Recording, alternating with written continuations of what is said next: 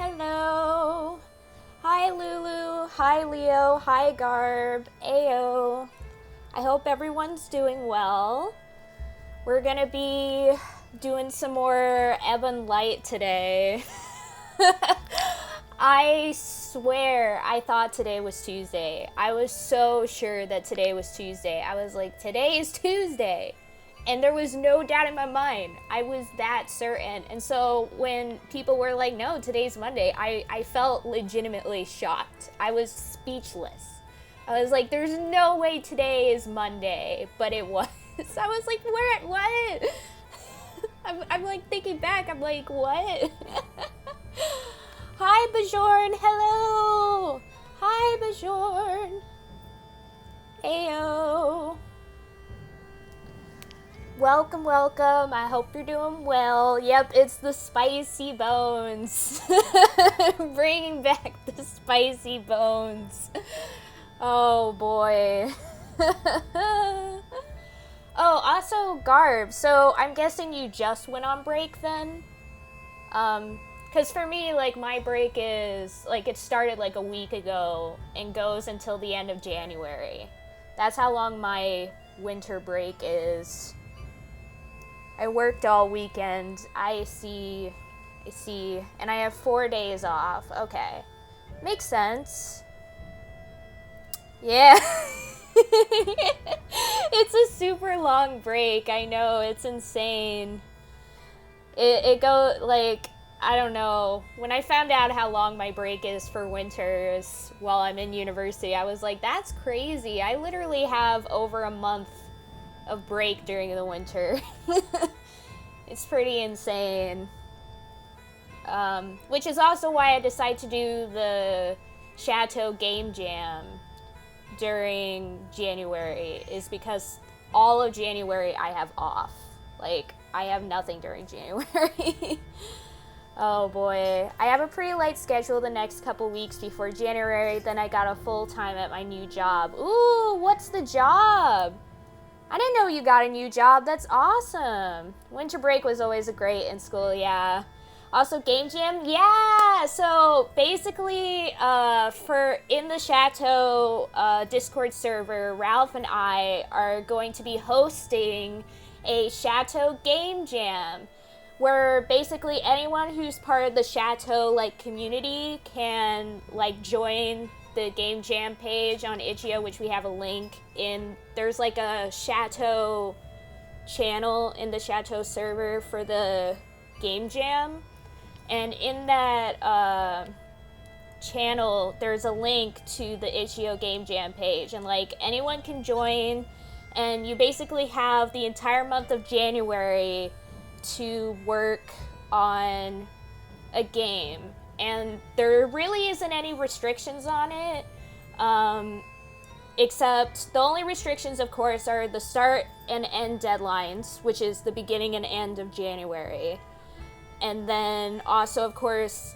following the community guidelines on the Chateau. That's another restriction, is you can't go beyond the community guidelines. And then the third restriction is the theme that we have, which is a small town with big secrets. So every game has to follow that theme, but you can use any programs you want, you can use any pre-existing assets you want, like whatever. So it's pretty open-ended, so that both experienced people in making video games and beginners can like join together and make something pretty cool. So it's pretty awesome. Get ready for my Unity asset flip. Yep.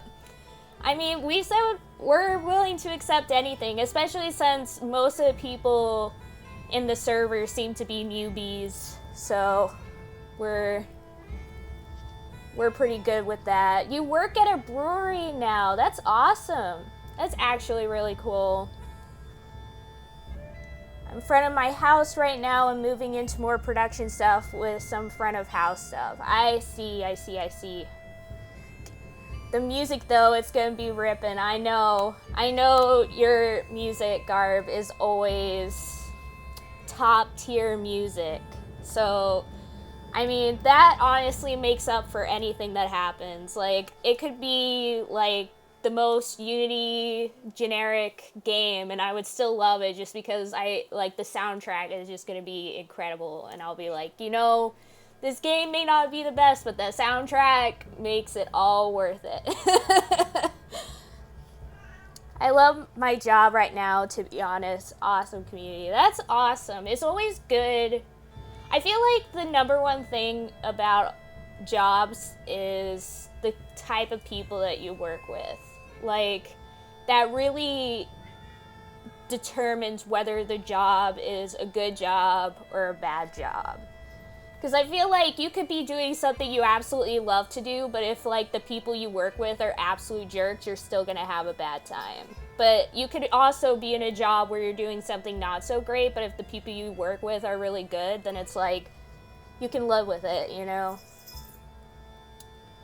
But yeah. That's awesome, though. But yeah, we just announced the Game Jam, like, not too long ago, so it's still fairly new.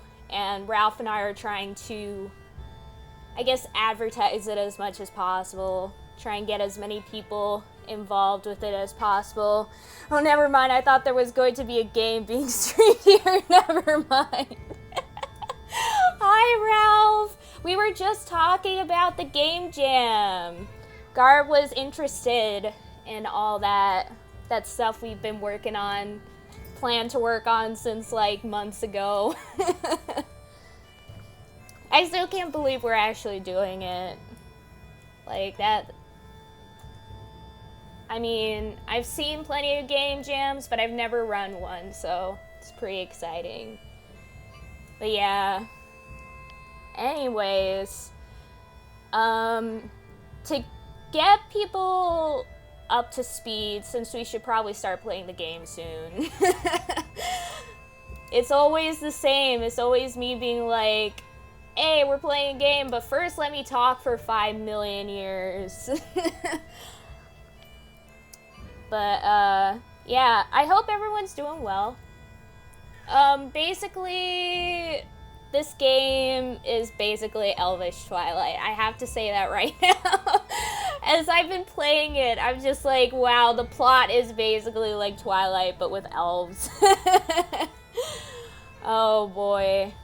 But basically, here's the plot for anyone who's new who hasn't seen episode 1 of this. So, basically, we're this girl named Alenka, and she, like, lives on this island that's kind of, like, very secluded and not many people live there, but she has, like, a chill life, so she's fine with it. But then one day some pirates come and they, like, bring the special, like, quote-unquote spice or whatever, and she's like, okay, I'll trade some of my stuff for this spice, because spice is pretty cool.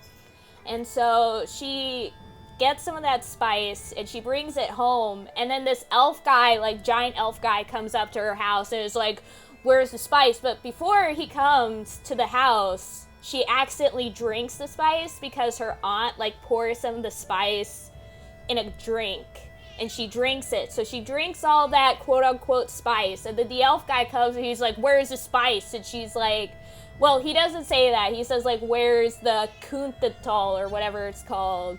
And she's like, oh, I accidentally drank it. And he's like, you drank it? That stuff isn't a spice, it's a bone. Apparently it's like ashes of like some special bone or whatever. So that's where the spicy bones thing comes in. Because that's basically what she drank. So she drank that, and so now, like, that elf guy is like, you gotta come on board, you gotta come with us, because now that you drank the kuntatol, you're basically elven property now. And she's like, oh, okay. So she goes on this boat, and then, like, she meets all these other guys who are all part of the Millerose family, who is, like, a big family on the Elvish island or whatever. And so they're like, oh, the kuntatol, like, we don't really know what it does, but apparently it's some special substance, and we're surprised you haven't been feeling weird. And she's like, nah, I've been fine. But then, like, they finally arrive at the place, and she starts freaking out, and she passes out, and then this guy with blonde hair who, like, is, like, a big merchant on the island is just like, here, You should use me to your benefit because I'll be using you to my benefit. And we also stole some stuff from him. We like snuck around his house and stole some of his items. Not islands. We just stole an entire island. Yeah, this is a lot. This is a lot. Like, actually, I have to show you this right now, Garb. So, the reason I start playing this game is, first of all, the art style is actually, like, this is a free game, by the way. I downloaded this off of itch.io for free. And the art style is, like, oh, shoot. The art style is, like, different, and it also looks really interesting. Like, some people are kind of, like, about the art style, but I think, like, especially since this is a free game, like, it looks really good, and it's not the typical, like, anime-looking art style. It, like, has its own character to it. But second of all, if I go here, basically throughout the game, as we learn more and more stuff, like, we get all this lore about, like, different places, and there's, like, whole, like, exposition about this world that I've been reading. Like, it's tons of stuff. Tons and tons of stuff. Like, just so much stuff. I'm like, wow, someone really took the time for this. There's so much lore and whatnot. And then there's all this for all the different people. Rylan was a huge jerk, by the way. And of course there's, like, routes and stuff, too. Like, you can date certain people and whatnot. But, like, that's not even the important part. The important part is, like, just how much work was put into this. Like, dang. There's a lot. There's actually a lot here. And another thing is, when you start up the game, you can actually customize your character.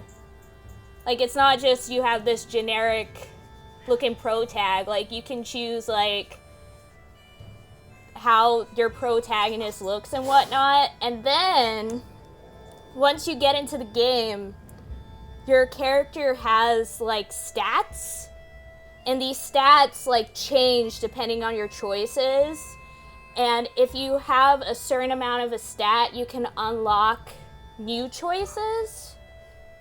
And if you don't have enough of a stat, it'll be, like, insufficient amount of this stat. And so basically, like, you have that. Also, you can change your character's outfits during the game. You can also get inventory. Like, for me, the biggest thing here is the fact that even though this is a free game, there's actually, like, a lot to do in here.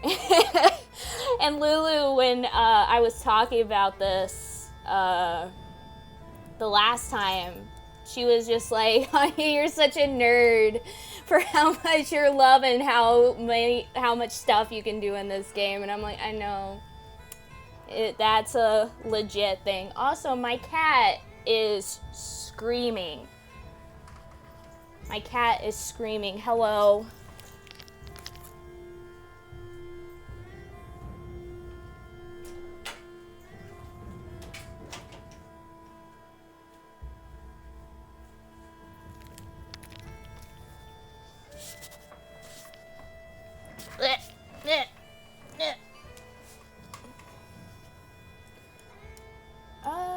Okay, yeah. I'm glad you're enjoying it, haha. You seem pretty excited about it. I must say, though, this is absolutely not a Garb game. I mean, I understand that. I totally understand that. I mean, I don't know, like, I'm just such a weird person. I can jump from, like, I'm playing this horror game to, like, let's play a visual novel. My tastes in games are just all over the place, to be honest. Oh boy. No, this seems like it is in your lane. I mean, but you're saying that because I have played a visual novel on this stream already before. Though that visual novel was absolute trash. I keep saying that, but I absolutely hated that visual novel. I only played it through because I'm like, I gotta finish it now that I started it, even though after like an hour of playing that game, I was already done with it. It was so meh. 1000% Anya game. You know, I'm glad to have this tramp stamp right here. But yeah, so that's kind of what's been going on here. And I'm mostly doing it now because during the summer, as I was just talking about, I was playing that visual novel. But then once the school year started, I didn't have much time to stream, so I had to cut the extra stream that I had to play visual novels. So I wasn't doing any of those like the entire school like year or semester, I should say. And now I'm like, well, I have extra time, might as well bring back the visual novels. Because before then, I wasn't doing any.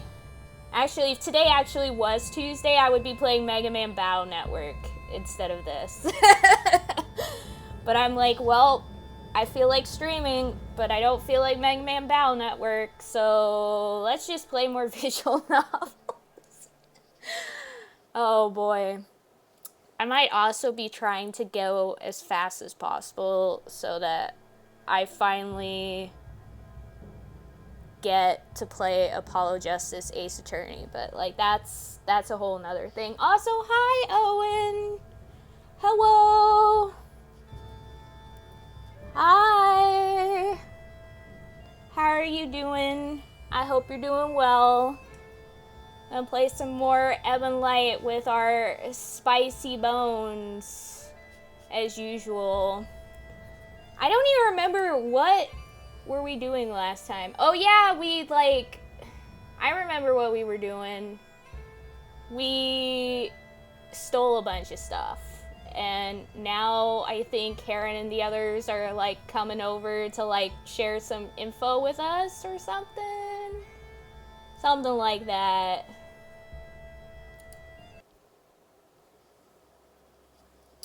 Okay. And that's kind of what we were doing, if I remember. We stole some stuff. That's another thing. I have already said that like 5 times. I'm sorry. So our stats are like this so far. We have amity, desire, virtue, daring, rest, might, charity, and faith are all like that. Our cunning, curiosity, charm, tenacity. It seems like everything is taking a positive climb in amount that we have of certain aspects of ourselves, which is good. We still have 0 money, 0 trin. Big oof. Gotta lurk for a bit, have fun. Okay, Garb, good luck with your stream later. We're probably gonna raid you after this. Also because I haven't been to a Garb stream in a long time. Gotta be there. Let's see, we have these 2 clothes, but that's like it. Need more clothes. Need more clothes. But yeah, we got that nightstand parchment, and we also got a sharp comb. That's like it. That's all we got. Oh, there's a history tab. I didn't even notice that. Not a lot there, though. Okay. Finally to get into the game after, I don't even know how long.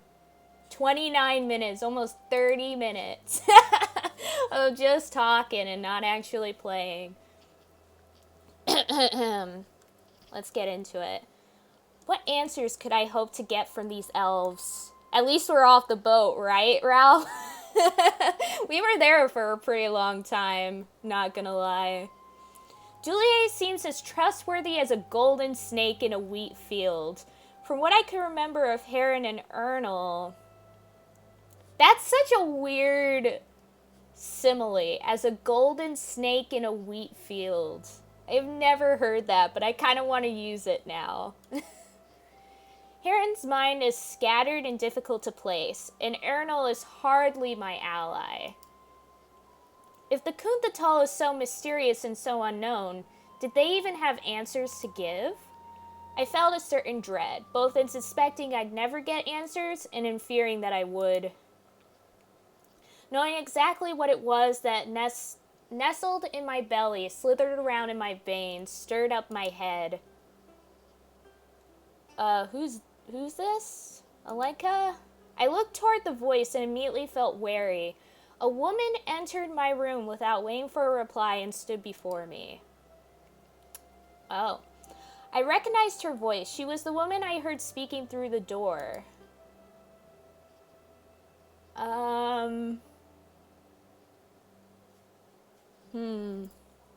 Let's save.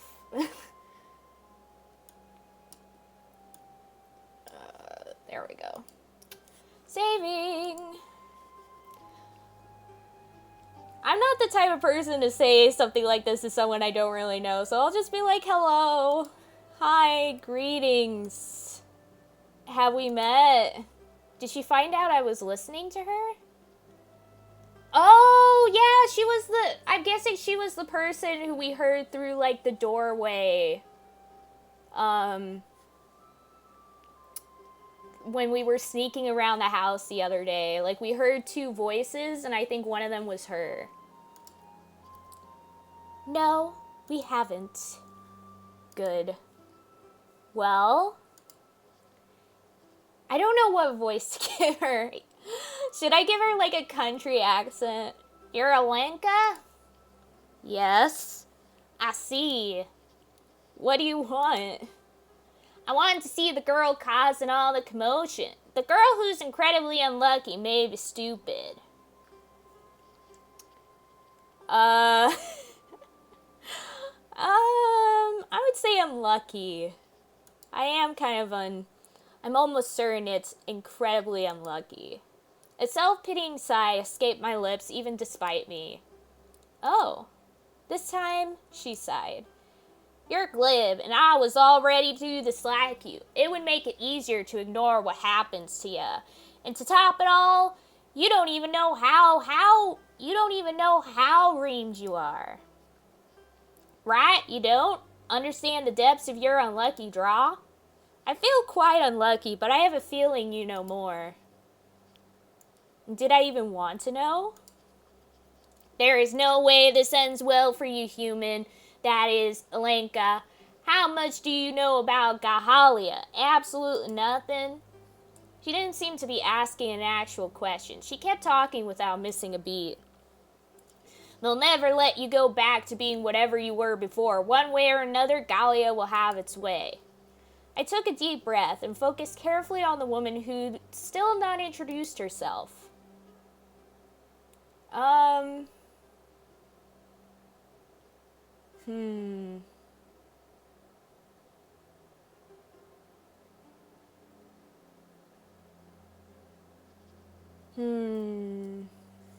Let's see. I'm gonna save again. Why did you really? Why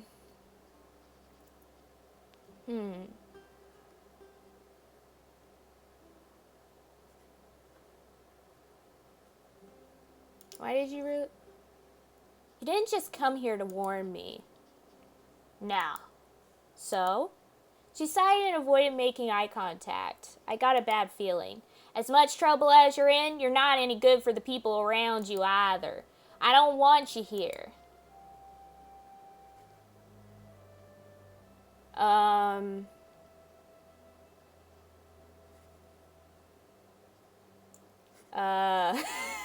These choices are weirdly difficult.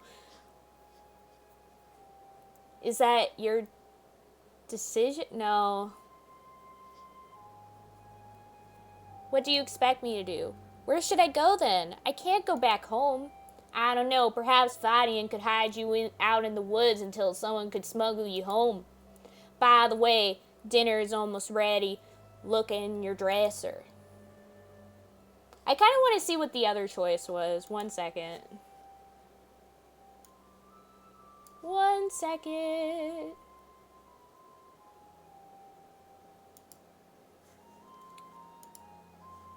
What do you think will happen? Just what do you think will be done to me then? What? If you go mad and die, or if Gallia gets you?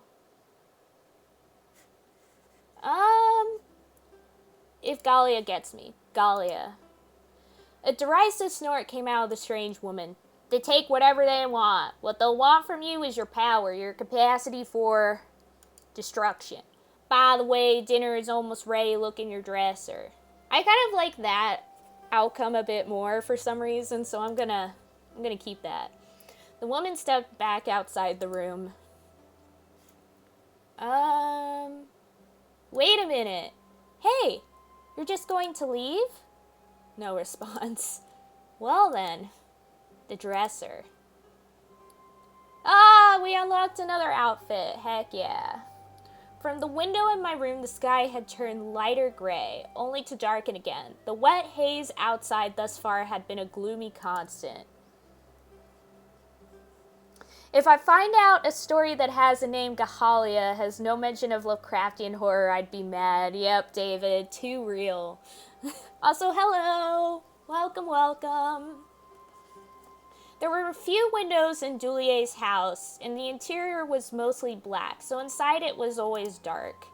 The maid who fetched me said only 2 words to me, come, and of course the tried and true favorite, human. She led me through the house until we came to a pair of large doors. She stopped in front of one and waited for me to open the other. Ayo, the gang. My elven posse. Before me, I saw Dulier, Heron, Ernal, and Skylar in an extravagant dining hall. All turned their heads toward me immediately. Alenka. Heron rose from his seat and began to approach. Ernal wasn't long behind, though his interest seemed to be containing Heron more than anything. Are you all right? Locked away in this ghastly man's tower. This is almost too ridiculous to believe. Heron, you promised. Ghastly.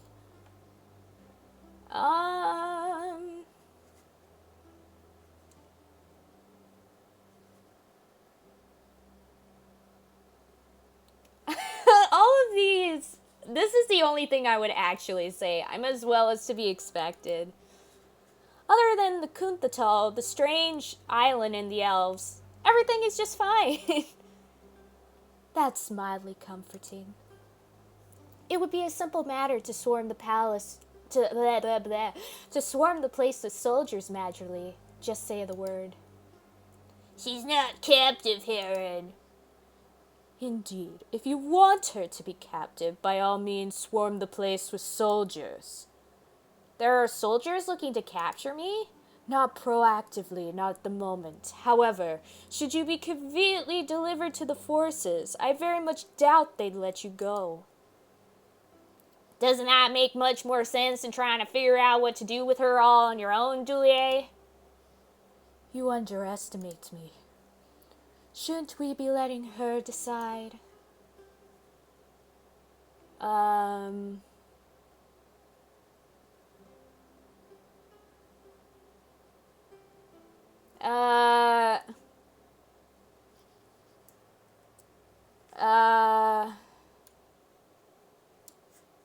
Let's save.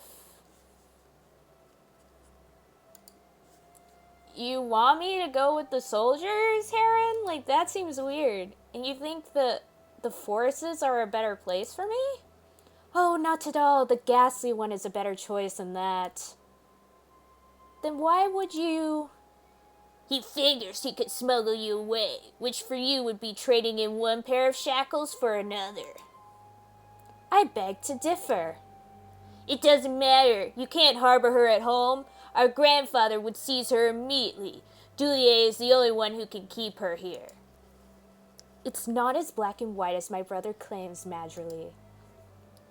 If you're finished, Heron, the Kunthatal. I nodded. What I wanted to know right now was everything I could about the Kunthatal. The rest, well, one battle at a time. It's time I understood what was going on. Your constitution seems to have returned. As though her lack in constitution was ever more than an excuse to keep her where you wanted. Heron! The brothers brought their father's collection of ancient Gallian texts. It's very fortunate. I've been after these texts for decades, but with you here now, there's no time to be timid. Please don't touch. Lonray is... Well, fun as it might be to upset his collection, these are precious artifacts, and aggravating him any more than necessary is a hassle none of us need right now. Truly, my father isn't aware, Heron and I... Wait, we got a new thing to look at. People. Where is it? Oh, here. Oh, gosh. Look at this guy. I don't like how this guy looks. He scares me. Lonray Millerose is the third son of Gallos and Mitwin Millerose. His eldest brother, Phelan, is a widely successful general in his own right, and lived up to the burden of a firstborn. The second eldest, Reclean, shows equal promise in his relentless efforts to overcome Phelan. Lonray was left in a curious place, lacking a certain desire to wrestle in the struggle of his brothers, and finding extreme distaste... Where did I go? Oh yeah. Extreme distaste in the struggle at all. Gallia, eternally burning, eternally biting at its heel, felt useless and futile to him from a very young age. His descent into the role of the prodigal son began in his teenage years at adamant refusal to play by honored Gahalian rules. He would take no training, and that forced on him would be made a mockery. By the time he was an adult, he had already been publicly disowned, and though all expected him to fall and perish in an unforgiving world offering him nothing but ire, he managed to flourish. He married a cannibal. What? He married a cannibal, erected a house to further mock his father at every baseboard, and brought 3 children to further muddy his father's name. What? This guy looks like an alternate world version of the Joker. Really? He looks scary. I don't like this guy. I was watching up what happened. Nothing much. Heron and Ernal came, and they are about to show me some stuff. They're talking about their father, who apparently is creepy looking and married a cannibal, which I don't know what to even say about that. Garish has fun. Too real, David. I know, he looks scary. I cannot believe that this man right here gave birth to this man. I don't believe it. I don't freaking believe it. He looks scary. What the frick? Truly, my father isn't aware, Heron and I stole the ancient Kunthatal texts, but what are they good for if not something like this? I saw all the texts splayed across the table. Truth be told, I was wondering when the ancient tomes would show up. There were also some artifacts, some small statuettes, a chain and pendant, and other bits of jewelry. My attention was primarily focused on a vile-looking dagger.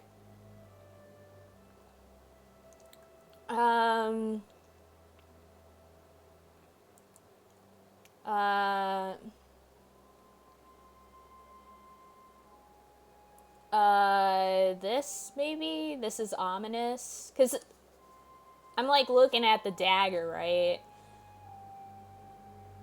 I feel like Wait, let me save again.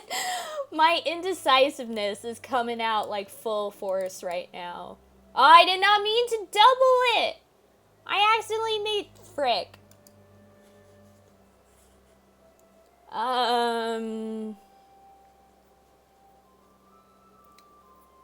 This is ominous. Well, at least there are no inconspicuous bloodstains. We cleaned those off. Curiously, sacrifice might have more to do with it than you'd hope. I hate to be right, but on the dance floor bullshit. Too real. I may have cooked this pizza a bit too much. No, Lulu. I've done that before. Please remember that none of this can possibly be conclusive unless you yourself can confirm it. These tests and places contradict each other, and there is no way to guarantee the authenticity of any one thing over another. All of what any of us know about the Kuntatal is like that. In a way, you are closer than any of us to knowing the truth. But I understand very little. Maybe that is true right now, but it will change. So, let us begin. The Kuntatal traces back to the very beginning of our society, of Gahalia. It's one of the oldest and one of the only surviving traces we have of where we came from. By all accounts, it seems certain that the intention of the Kuntatal was to ultimately give a being power. But as with most great powers, the path to the Kuntatal's secrets came with a catch, if you will. But of course, otherwise it would be too good to be true. It is referred to multiple times throughout multiple volumes that the power from the Kuntatal is an exchange. Unfortunately, further elaborations on what exactly that means, what is being exchanged, with who, can only be guessed at. Do you have any idea what the exchange means? Ernest's question caught me off guard. Is that why I slept so long? Still tastes good. That's good. That's good. Is this exchange why I slept for days? That doesn't seem normal. It's not, well, not for elves. It's not for humans either. You've certainly been displaying a number of odd symptoms. We'll figure out how it all connects. Don't worry. So while we don't know what might be or must be exchanged for the Kuntatal's power, we do know that the power the Kuntatal gave was extraordinary. The reverence, the awed, and the dread are nearly universal. There is something fantastic behind the Kuntatal, and it is something that shaped the beginning of our people.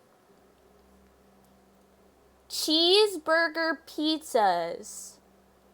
Cheeseburger pizzas. That scares me, Lulu. That actually scares me. Listen. All of us switch our focus to Skylar, who snuck off to look over one of the ancient texts. Let us not be consumed before our task is complete. Let us not step too far into the realm of the... Skylar? I'm trying. I haven't seen this word before. It looks like flame or smoke, but... Let me see. I've never seen this before either. How would you say that, Dulier? I stared intently at the two elves, waiting with absolutely no patience for them to continue. Perhaps. Oh, here. There was an excitement in Dulier's voice. We are weightless where they are heavy. Heavy? Yes. Does that mean something to you? It might. He nods at me slowly and continues to read. We abandoned ourselves and became something new. The best of us can become whole again. And then Skylar took over. But for every fist, another 5 disappeared, claimed by that word again. Smoke? It's in tune with the others. The Kuntatal claims far more than it elevates. Don't be grim, Ernest. The rest of the passage is spent talking about nothing relevant. Names of the dead. Juliet gave Skylar a frightful look. What? She should know. Heron tapped his finger on a pendant he wore. A pendant? Where? I don't see it. I'm looking at him right now. I don't see any pendant. Perhaps the smoke is the madness. All the elves succumbing to smoke, fog, haze, madness. And if madness was so prevalent among those involved with the Kuntatal, who's to say that those who wrote the text themselves are not mad? Whoever wrote this is making up words, isn't he? Not necessarily. It's an old dialect. It's possible the word was lost. If you apply it to the rest, perhaps it's suggesting that those who master the Kuntatal are powerful because they can change themselves, step back out of the fog. Is that what you took from that? While Julia and Ernest spoke, I felt Heron and Skylar's gaze on me. I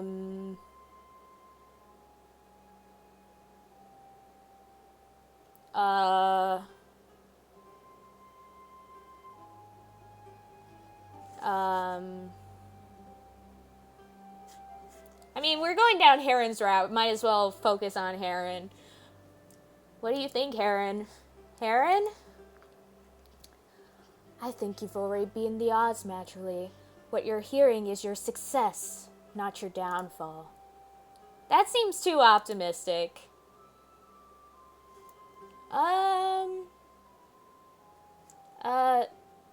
Thanks. I guess. I hope you're right, Heron. Thanks for saying so anyway. Of course. We're leaving the text with Juliet for the next few weeks. Skylar and Juliet can come over it extensively in the meantime. Assuming, of course. Well, my point was that this is likely your best chance of finding answers. For one reason or the next, this was not at all comforting. Are you leaving? Arnold nodded. We aren't really useful to the effort, not beyond stealing from our father. And Juliet knows everything we do already. The game is really giving me the choices here to go down Heron's route. I'm taking them. Are you leaving too, Heron? You as well? Yes, I'm afraid so. Try not to worry. This hasn't all happened just for you to perish. Always so optimistic. I'm loving that, though. Heron looked considerably more conflicted to leave, but parted with the sincere promise of, I'll be back, coupled with that Madrilee word of his. Maybe I'd ask him about it sometime. Heck yeah. With the brothers gone, Julia and Skylar continued their research. They tried to enlighten me on occasion, but the references were obscure and only seemed to add more pieces to the puzzle. I began to fade, so I returned to my room. My head was feeling heavy, my mind foggy, my body numb. They were all waiting to see what would happen to me, waiting for their own answers. In the middle of the night, there was a light tapping at my window. Interesting. Also, we got some new stuff here. Lore, I'm guessing? Yeah, there. Excuse me. A mysterious Gahalian poultice, older than Gahalians as a people. Highly prized or highly feared. Whether the poultice was medicinal, poisonous, or enhancing is highly debated. In recent years, in light of definitive proof, whether or not the Kuntatal factually existed at all is a matter of opinion. Nevertheless, the Kuntatal remains one of the most popular tales of Gahalian ancestors, in part because it is one of the few. Wow. Very enlightening. There was a tapping at my window. When I woke, I found myself atop the blanket of my bed, still wearing the clothes I'd been wearing the evening prior. I rose and moved towards the window, searching for the source of the tapping. Nothing seemed out of the ordinary, nothing that could explain the noise. Strange. I found myself staring at the foggy, dark silhouettes of the city, a thought I had the night before returned to me. There, outside the window, was freedom. Perhaps not safety or assurance, but freedom from others making decisions for me, from this immediate hold. Dulier would have me believe that here with him is the only chance I've got. But what does his word count for? If I believed him, I'd stay right here, right where he wants me. And I wanted to believe that someone was my ally, but a city on an island full of strange beings. There really was nowhere to run. Howley girl. I heard a shout. It was far away, but loud enough to hear it through the walls. They sounded angry. Rockfuss. Whose voice was it? It didn't sound like any of the elves I'd met, but I couldn't be sure, not through the walls. Do you really think the Onyx Chandler is going to defy the Grand General? He's not the fool that you are. If you will return to your human tongue, stop your meddling. I know that the Kuntatal woman is here. They were louder now, closer, and speaking my language. I recognized Skylar's voice, but now I was certain that the second voice came from someone unfamiliar. I have nothing to hide, growled Yaver. Dulier, he spoke just outside my door. Did you bring her here? Where is she? They switched back to their own language, but I understood that they were coming for me. Any moment now. I looked again at my window. I'm gonna escape, I think. Because they're coming. I don't really want to stay if they're still coming. Let's go, guys. Let's leave. I pushed open the window and swung my feet out, jumped down into the dark garden, and then I ran. Running. I love the slow disappearance from the room instead of the fast transition we normally have. The streets outside Dulier's home were mostly empty, but not completely. I hope I didn't make a mistake there. And rain. Of course, there was rain. Not far down the street, I could see an approaching crowd. They were coming fast. They hadn't spotted me yet, but drawn as they were to Julier's house and the commotion therein, I didn't think it would take them long to spot me. Kahalian elves as a whole seemed predatory in nature. Besides, I was hardly hidden, just a dripping, freezing, frazzled human who swallowed the Kuntatal. So I hurried away from the house, doing my best to make as little a spectacle of myself as possible. I didn't know where I was going, but any distance between myself and those who'd come for me was good enough. The streets were nearly empty, and before too long I came to the docks. The large shipping crates seemed abandoned for the rainy night, and I thought the crates a good place to hide, as good as I thought I'd get. I crouched down. While I was certain I managed to make it to the docks unfollowed, I immediately spotted the sight of a silhouette. A chill ran down my spine. I waited and watched, searching for any indication that he was aware of me. It became clear that he was.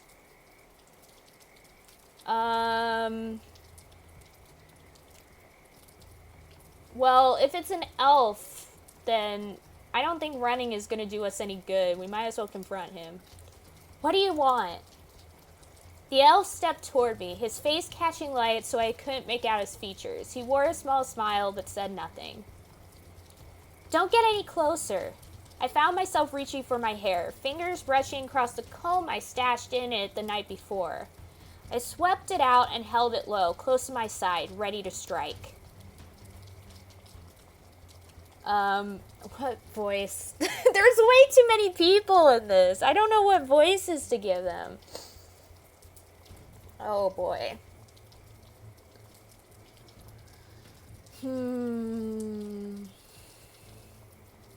What is that?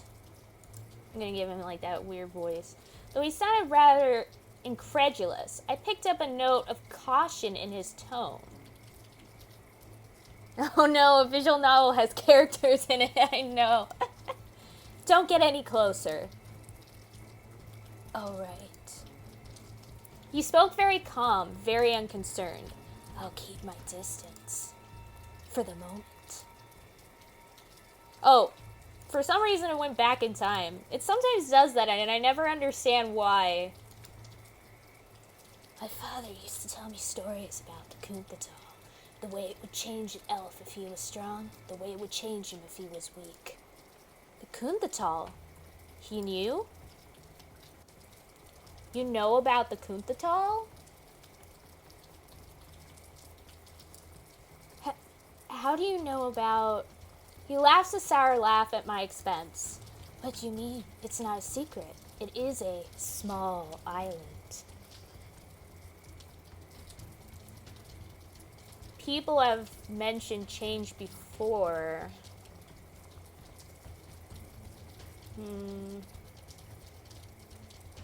I kind of want to say that, but I'm not sure. Wait, we're gonna save. Time to save, y'all. Return. People have mentioned change before. He chuckles. Do you realize that to us the Kunthatal is folklore? A tale every bored adult has spun for a child in a different way. That's all it is. His head turned in interest as he took another step closer. I knew then that he intended to hurt me, and he was too close to run from. I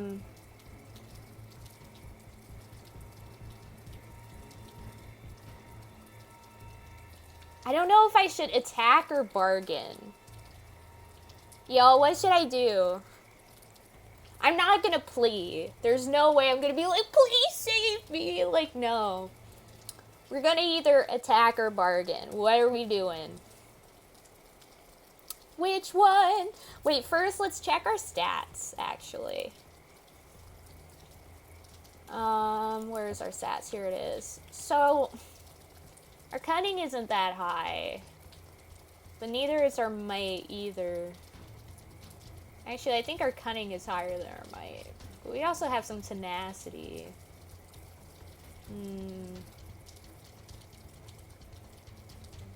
I don't know. Guys. Hatoful Boyfriend was fine since it had like 5 characters in it. And now I'm spreading to larger visual novels. I think I'm in trouble. I know, I feel that. But yeah. I'm gonna let you guys help me decide. Should I attack or bargain? Because we do have the comb, but I don't know how well the comb can be used to protect us. But I don't know if we could bargain with this person. I mean, I guess we should save, too. Wait, I can overwrite that save, because I accidentally made 2. Return. Attack or bargain. I don't know. Help me. Help me, please.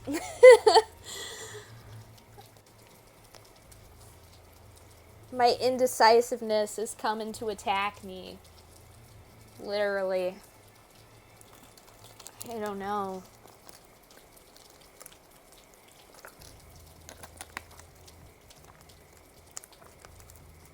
Wow, you guys are making me have to pick on my own, huh? Nobody is giving me an answer. I'm just like, what should I pick? And everyone's dead silent. They're like, you can figure it out yourself, Anya. What should you pick? I'm very indecisive, guys. I don't know. I kind of want to attack him. Even though I feel like it would be useless. But I also feel like bargaining is useless too. I don't know. I don't know. Attack? You know what? Let's do it. He's not expecting it. He probably thinks, oh, it's just like a human. Like, she can't do anything. And then I just stab him. And he's like, whoa. We could at least, like, freak him out a little bit. Attack. My makeshift weapon in hand, I took the initiative and swung at him first. Faster than I could imagine, the elf dodged my swing and closed the distance between us. I was shocked, horrified, petrified. He took hold of my right arm and held a knife to my throat. I don't really like this. I'm gonna pick the other option. Oh boy. Oh boy, that didn't go very well. I wished it did, though. Bargain. Wait, you don't have to do this. I don't. She doesn't bear neglected well. I could barely hear what he said, my mind too busy racing for something I could offer him in exchange for my life. But I could think of nothing. I had nothing. This is also pretty bad. Oh, what? What?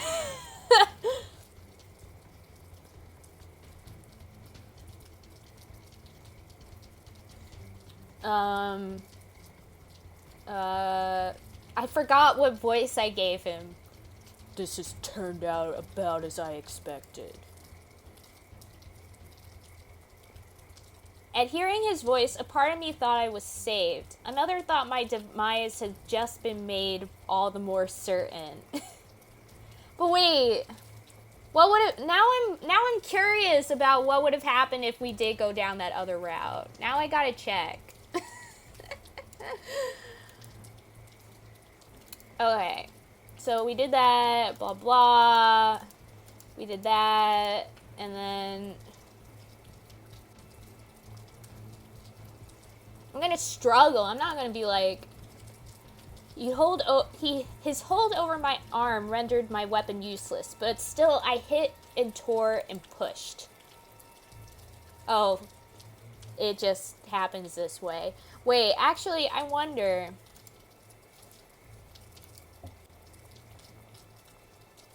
Oh, my might went up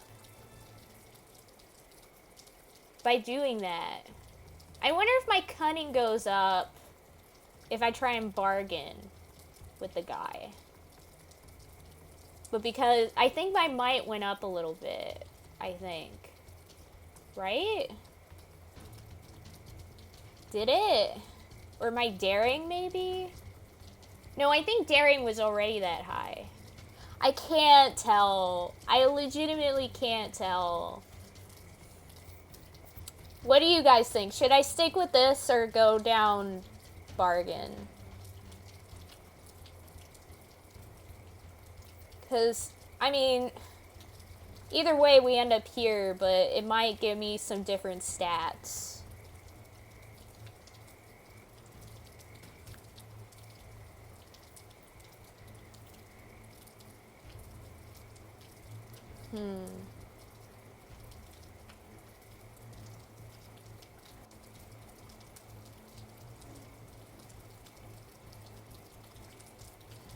I don't know. Stick with it? Okay. We're sticking with it. This has turned out about as I expected. At hearing his voice, a part of me thought I was saved. Another thought my demise had just been made all the more certain. Lacey. I saw his face twitch. Lacey, perhaps I'll save Ikare the trouble? Isare? Don't overstep, Osega. You're in enough trouble as it is.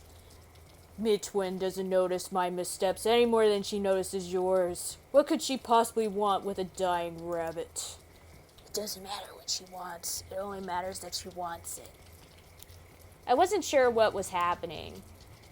But much like being caught between the teeth of two wearing wolves, I wanted to be far from both of them. And yet, though it was almost too ridiculous to acknowledge, a part of me thought Lacey was defending me. At the very least, he was here to savor his own kill. Juliet was preparing her for the Grand General, so your options here are to walk away intelligently.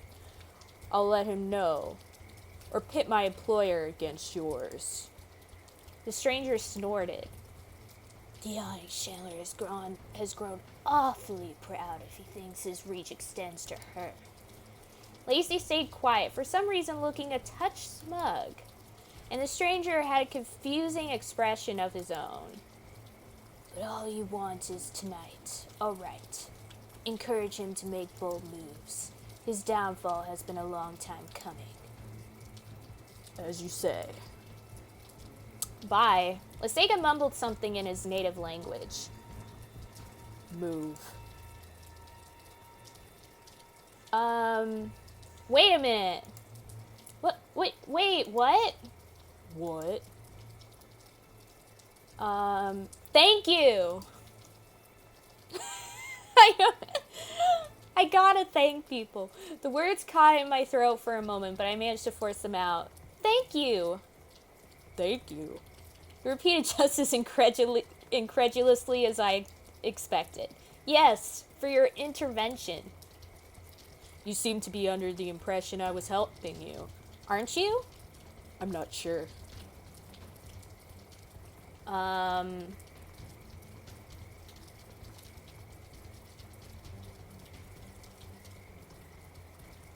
Let's just go. I don't need to ask him his motives, really. Let's just go. Then let's go. Lacey nodded. You're welcome, Anya. Thank you, Lulu. Thank you so much. Oh, I don't know how I keep doing that. I honestly don't understand how I keep going back in time. We arrived at a small cabin, which reminded me all too much of home. Lacey deposited me into the cabin and then left it, all without saying a word. I had begun to settle in a little by the time he came back in. There are harpies, but none too close. Harpies? Hadn't I mentioned these woods are infested? Better count all your toes twice before you tuck yourself in tonight. I have all mine. Do you have all yours? My toes are fine. What about yours? Fine. All 12. Wait. 12? Elves have 12. Elves have 12 toes? What? That's kind of weird to think about. You're not serious. He shrugged. Oh, the whole gang is here. Look, it's me and my Elvish posse. My Elvish gang over here.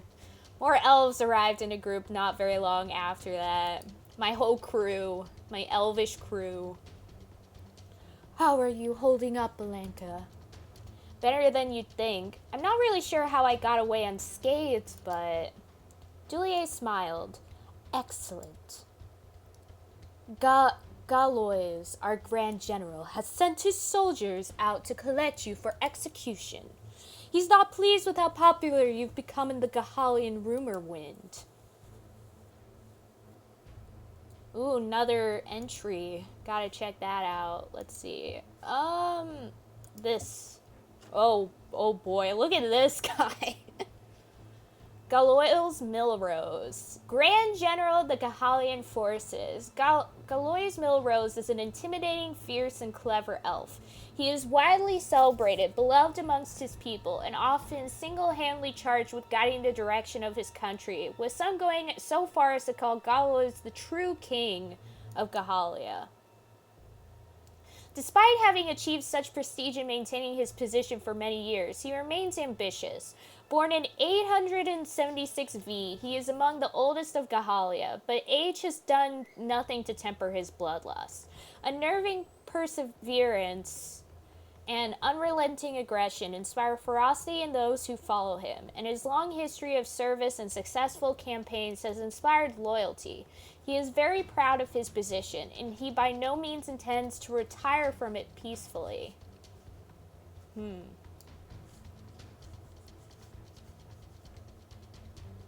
At least this guy doesn't look as scary as that other guy.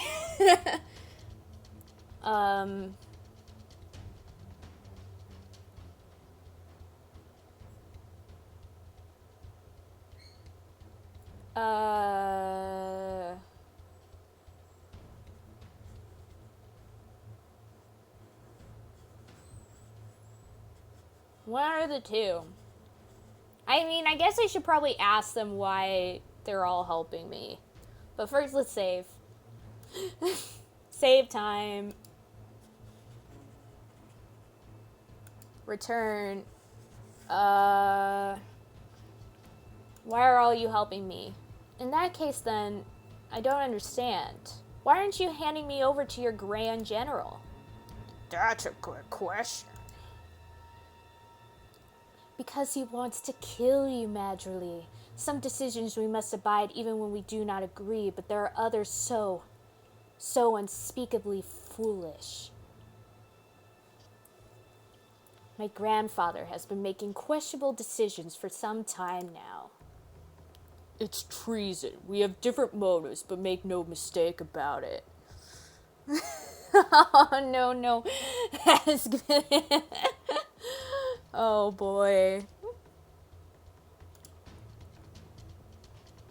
Um...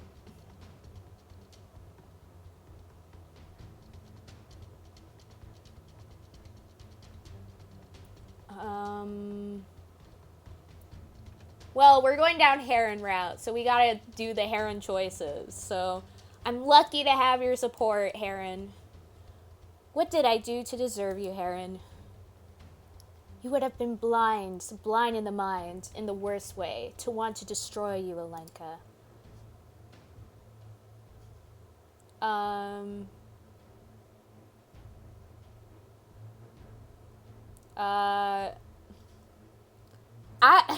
These choices are weird.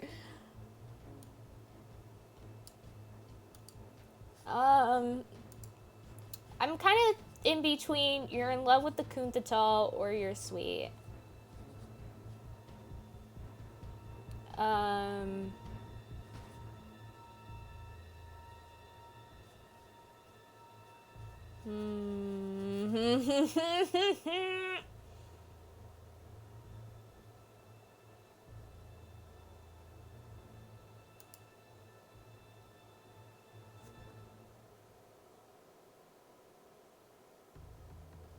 Wait. I really want to say the other choice. I'm sorry. Oh my gosh, I'm so indecisive. You're really enamored with this Kuntatal, aren't you? I'm enamored with something.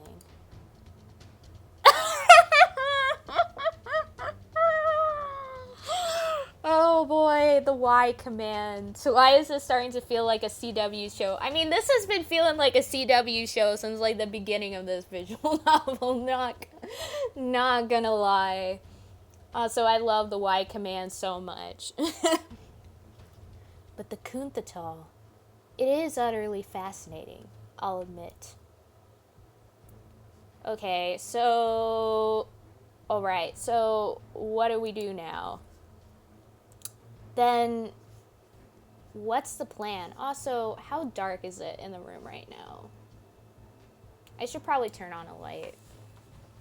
Big oof. Why must it get dark so fast?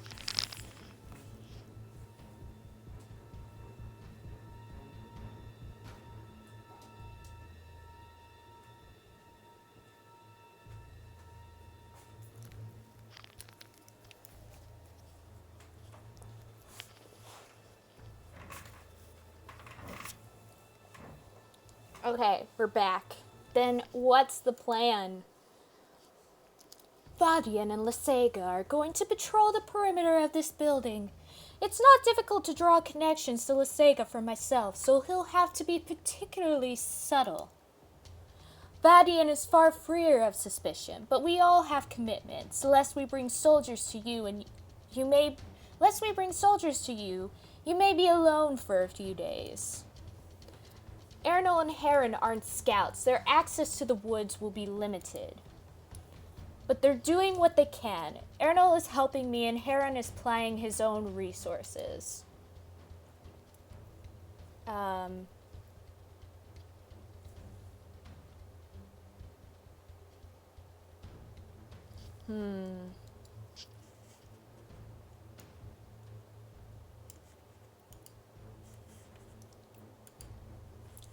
Aren't you in trouble?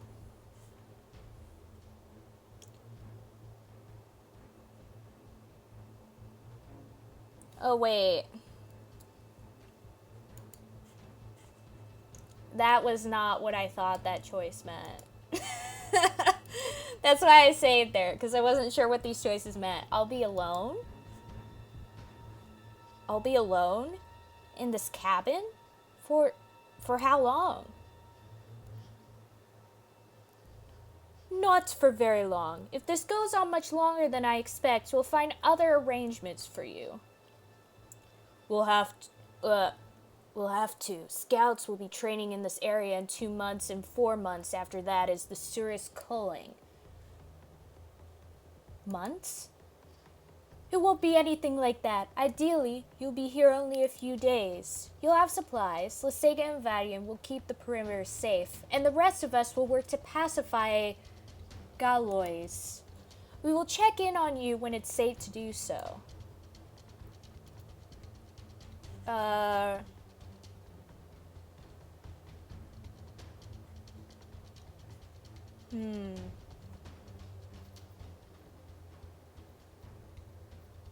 Actually, I kind of want to see what that other choice was.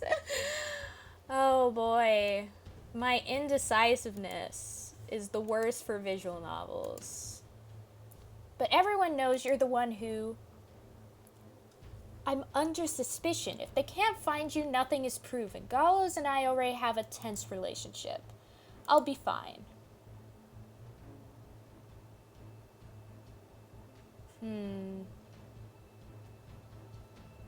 Seems very risky.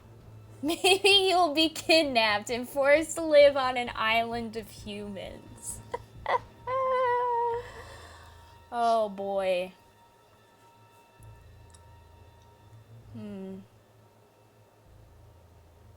Seems very risky.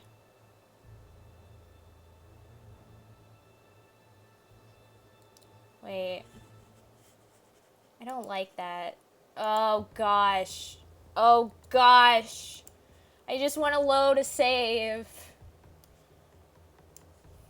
Please let me do it. Blah, blah, blah.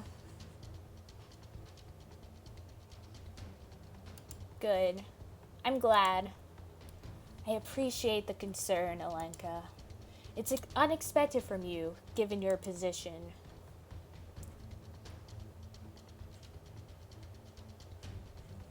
This may not always be my position.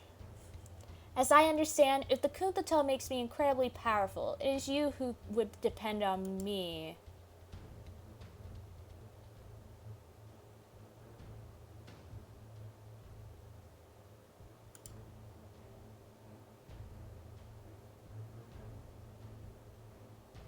That's right. And I very much look forward to being dependent on you.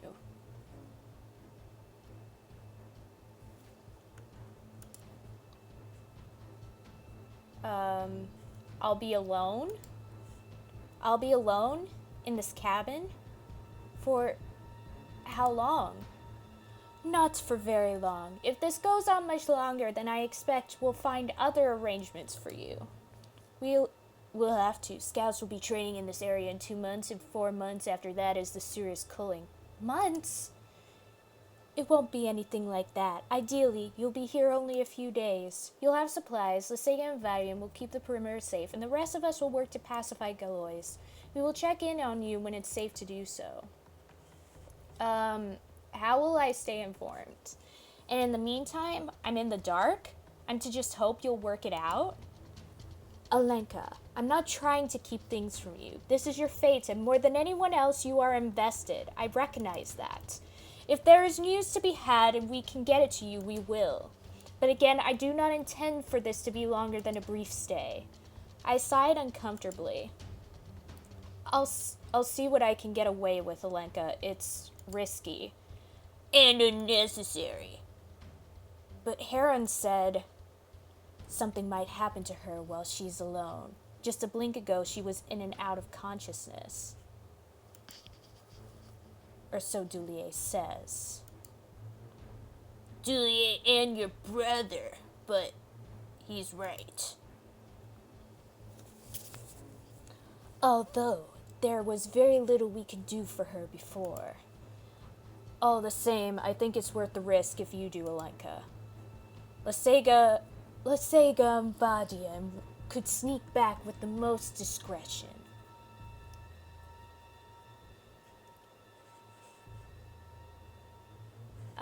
Yes, please come back whenever possible. I nodded. As time goes on, the number of moody emo men increases. I know, right?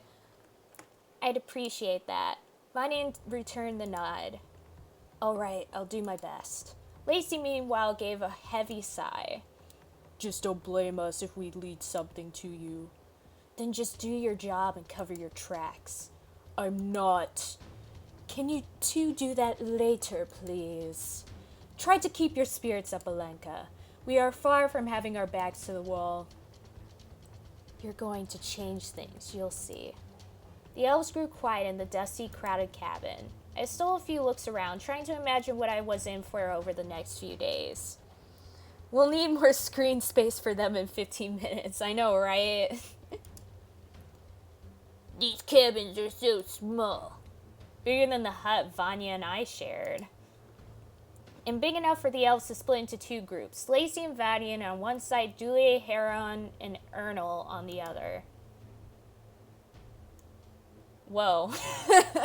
The scouts are talking about the perimeter of the forest, and the other three seem to be discussing strategies for outmaneuvering the general. All of them, save Lacey, who would breach into Kahalian every few words, were speaking my language. I understood this to be for my benefit. Of course I'm going to talk to Heron. We've already decided this. Alenka. I made the mistake of catching Heron's gaze from the other side of the cabin. He unceremoniously broke from the conversation he was in and approached me. Well, today has been eventful. You mean you don't do this every day? Not that I wouldn't like to. Ever since I met you, life has been significantly more exciting. You don't usually have occasion to come out to your infested woods.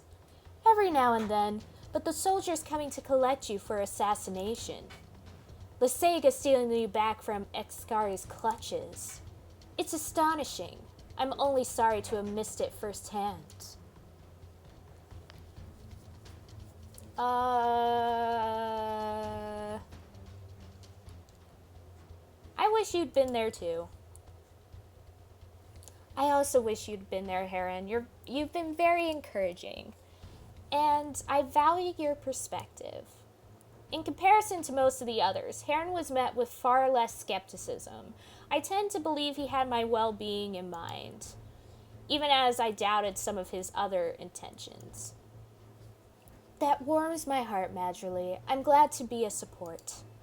This must all be very overwhelming for you. I imagine you need it. No, but I welcome it. I don't know what I need, but it's certainly welcome. I'm glad to hear it. I've got the sense that, just over the horizon, things will brighten considerably. Do you think so? Yes. I can't say I've predicted what will become of you in the Kunkatal, but I don't believe you'll be pursued anymore. I think you'll do the pursuing. Heck yeah. That would be a nice switch. I would welcome the change. Yes. Would you seek revenge? To right the wrongs? To go home? To find answers? I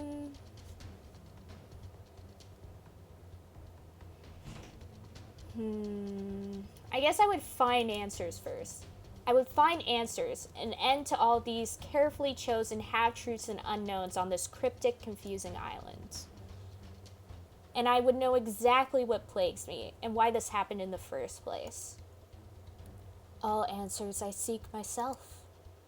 I never doubt that should I learn anything, you are the first I would share it with. I nod at him. Regardless of how fruitful his promise would be, I appreciate the sentiment. So take heart. Don't let them manipulate you into obedience or being fearful when there was no cause. All will be well, Madgerly.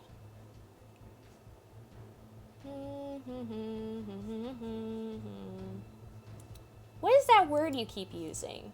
All right, I have to ask. What does that word you keep saying mean? Madgerly? He smiled, averting his gaze. It means something like shining light. Oh, dang. I hate how cheesy that is, but I also hate how much I'm just like, aw. I hate. Why do you call me that? It's what you are. I should at least keep an ear to whatever they're saying. He smiled at me and, looking very much reluctant, walked back toward Dulier and Ernal. Over there. He is a real sucker for the cheese. I am a real sucker for the cheese. I hate that affected me so strongly. I'm like, oh, dang. It's so cheesy, but I still loved it. Okay, who do I want to talk to next? I mean, Vadian is pretty cool. I'll talk to him. Hello. The conversation Lacey and Vadian were having appeared strained, to say the least. They weren't yelling, which, given their expressions, was something of a surprise, as though they were both exercising a great deal of control to keep from getting in each other's faces. I ventured a little closer, and they both turned to look at me. I felt vaguely on the spot. You're discussing your patrols around the cabin? Vadian nodded quickly. Yes, we both have duties to attend, things we can't avoid for appearances alone, so we're trying to divvy up schedules. Is it not going well? Better without interruption. Vadian's expression snapped, a scowl instantly on his face.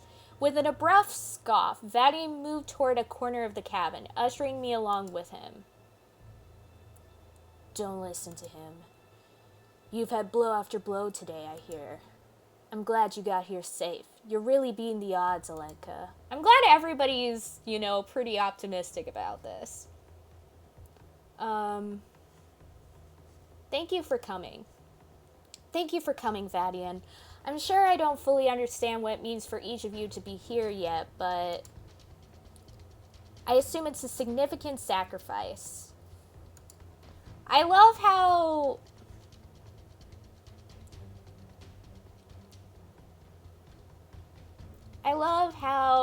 every single time, I have the chance to do so, I'm just like, thank you, everyone. Thank you so much.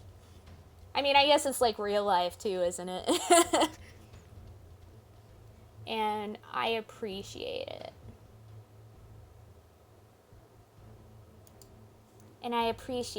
Thank you. You're very welcome, Alenka.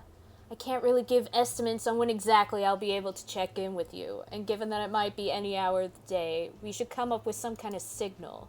Something nonverbal would be best, in case subtlety is important. How about 2 knocks on the door, a pause, 3 knocks on the door, a pause, 1 knock. Okay, so 2, 3, 1. 2, 3, 1. Let's remember that. 2, 3, 1. I'll let Lesega know. Looking around this cabin is strange. Lesega and I working together on something strictly outside of duty. However doubtful I am of his intentions, that is strange enough. But Dulier and Heron, Kalipoa and Ernal. I'm glad there is so much interest in the Kuntatal, if only for your sake. But know that I'll do what I can to get you back home, Alenka.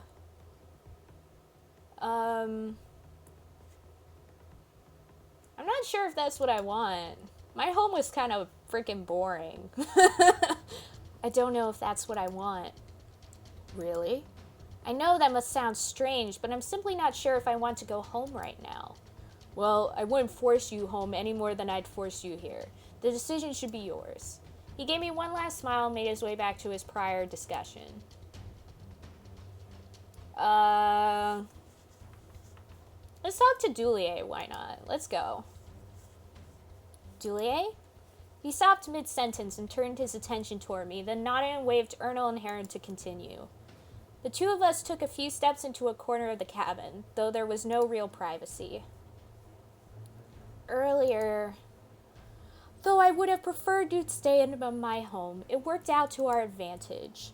The soldier who was so certain he'd find you could not. It will probably only exacerbate Garo's suspicions, but without evidence he will likely move slower.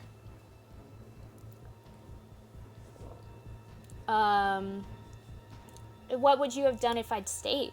And if I had stayed, then the soldier would have found me. How could that have been any better?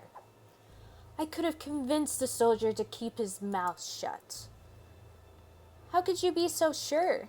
I've grown a talent for assessing how pliable a person is. And he was pliable? Very. And a questionable choice for the forces. But that's what happens when you engulf 3/4 of the population.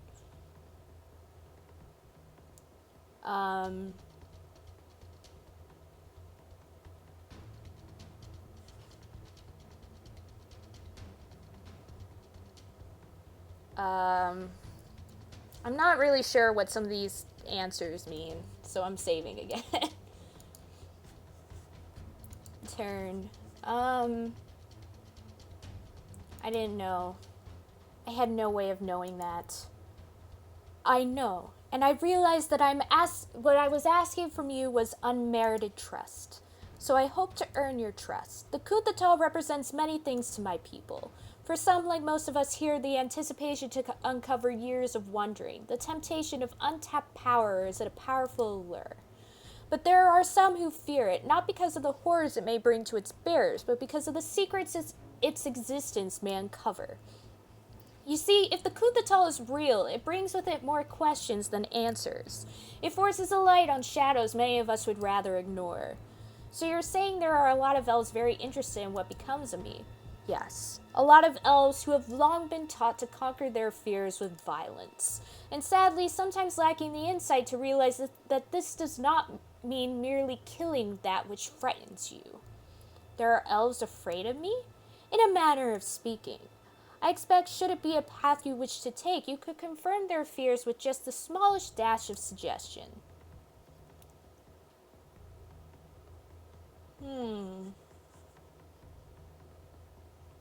I'll keep it in mind. I'll keep that in mind. I'll happily bluff my way out of confrontation whenever possible. I've noticed. Thanks for the advice, Juliet. Thanks for the advice. I am on your side, Alenka. My advice is yours.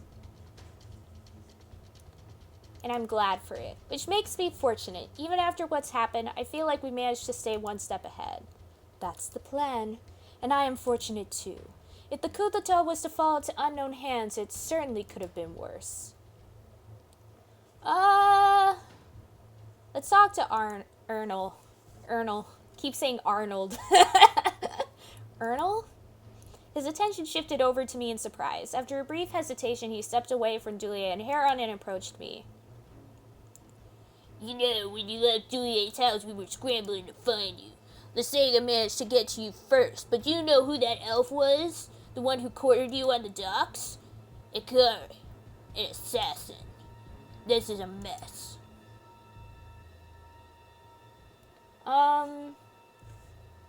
We all seem to be working together. It's not so bad. On the other hand, consider that all of us seem to be in accord. And I'm still alive. Something is working.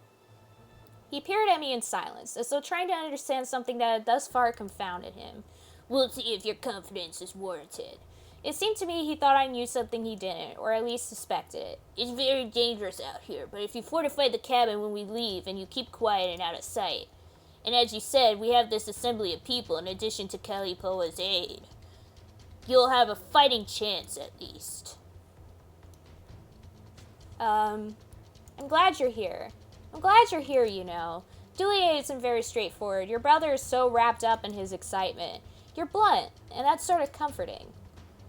A slow smile crept across Ernal's face, and I found one of my own to match. I guess we're alike in that way. I vastly prefer the truth, cold as it sometimes is. There's no point in avoiding the truth. Floundering around the point in a conversation is only wasting time, aggravating. I legitimately absolutely agree with this. Like, I'm a type of person who just wants to get to a point in a conversation. I don't like just being like running around before getting there. Oh my gosh, I keep doing that. I'm so sorry. Yes, I agree. I'll let you get back to your conversation. Yes, that's probably for the best. Those two make questionable decisions sometimes. He stole another glance at Heron and Juliet, then looked back at me. Keep your wits about you. We'll be back for you soon. Well, might as well talk to Lacey. Lacey? From the corner of the room where Vadia and Lacey were in the midst of their pleasant conversation, Lacey's head swiveled in my direction with a sort of incredulousness.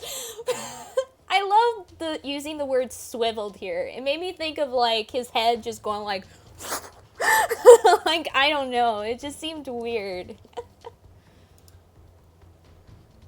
Like something out of The Exorcist. Like, just his head just, like, swirls like a complete 180.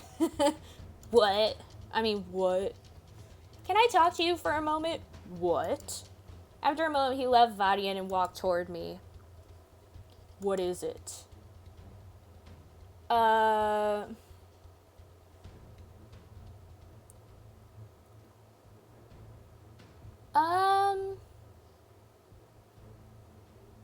Tell me more about that elf on the docks. I want to know more about the elf who cornered me on the docks. He was working for the Grand General to bring me in for execution? He's an assassin, and he works for the Grand General, but only in a sense. More specifically, he is a vassal of the Grand General's wife, Mia Twin, who is herself an assassin of the most lethal. New codex entry. Let's see, what is it? Here. At least she looks better. She looks pretty okay.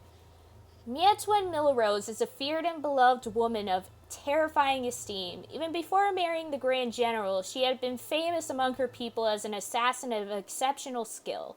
Her downfall came when she did what assassins and intelligencers mustn't. She was exposed.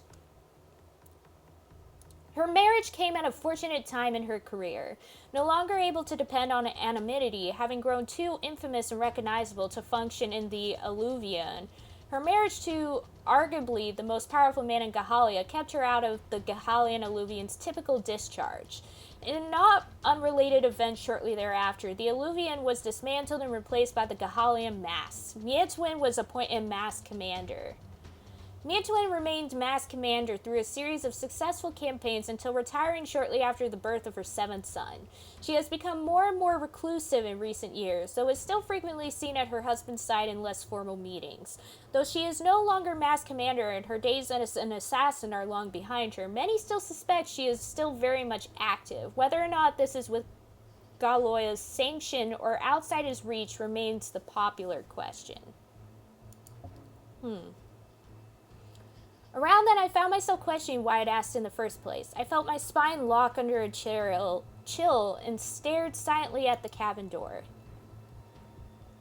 Yes, you do best to hope they haven't tracked you out here. The only reason Hikari let you go is because he believes your fate inevitable. So his arrogance got you this far. Valdia made up a password for when we check in on you. I trust he mentioned it to you? Yes. Be sure to remember it. We're not the only scouts that still wander out here to hone their skills from time to time. It's entirely possible another will come, and if you get careless or make stupid assumptions, you'll likely end up dead. I understand. I think you should be more concerned about the assassins. If Mia Twin is meddling with this because she has fancies of her own involving you, you might end up wishing you'd been merely executed. Mia Twin is the Grand General Galoy's wife. Any scout out here to find you will likely not be explicitly looking, though that may change if Galois intentionally deploys my fellow scouts in search for you. But Dulier thinks Galois has every reason to believe you're still in the city. It's the assassins who are not restrained by their master's preconceptions. They go where they please, so do pay attention. The harpies are only beasts, and if you refrain from making a target of yourself, you'll be safe in here.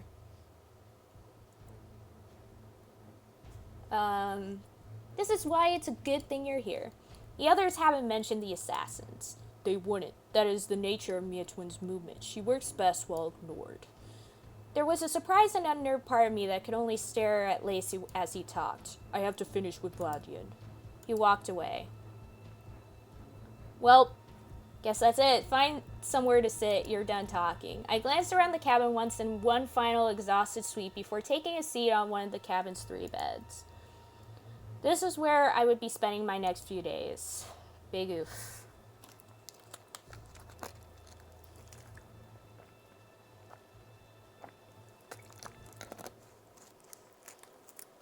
Doing visual novels hurts my throat. Ugh. After the elves left, I did my best to get comfortable. I couldn't help but notice the similarities to the cabin I grew up in. Helpfully, there's still certain stark differences that kept the illusion at bay. The wooden plank keeping the door locked from the inside was a particular comfort that Vanya and I never had.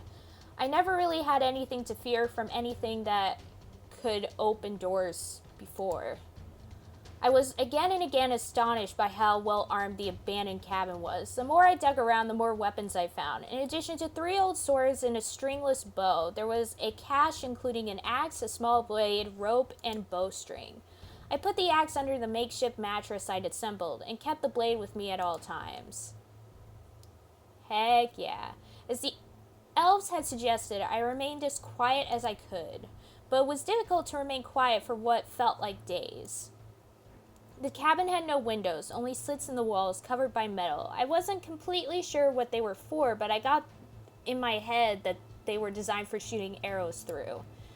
I tried to peel back the metal once, but it made such a loud noise I thought better of it immediately. Thus, I was surrendered to staying quiet in a dim cabin with a single lantern. It was difficult to determine the time of day, and as a result I wasn't sure how much time had passed, but I knew it had been at least 2 days. I could not do this. Just sitting in this cabin for days, I would go mad. There was such a strange temptation to try one of the window slits again, or better, peek outside the door, one that grew stronger by the hour. The scouts hadn't been able to tell me how long it would be until they'd be able to check on me. I suppose 2 days had seemed like more than enough time, because I found it increasingly difficult to remain calm. My mind began to conjure up scenarios where the scouts had been caught, all the elves aiding in our scheme rounded up, an executioner on his way to the cabin at any given moment, or worse, I'd be left out here to rot, merely waiting until I ran out of supplies, or was finally driven out into the forest of harpies, racing for the shore where I could not swim. The mental theatrics were not helping.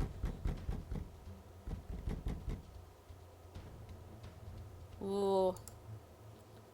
That wasn't the right number of knocks, that's for sure. My eyes darted to the cabin door.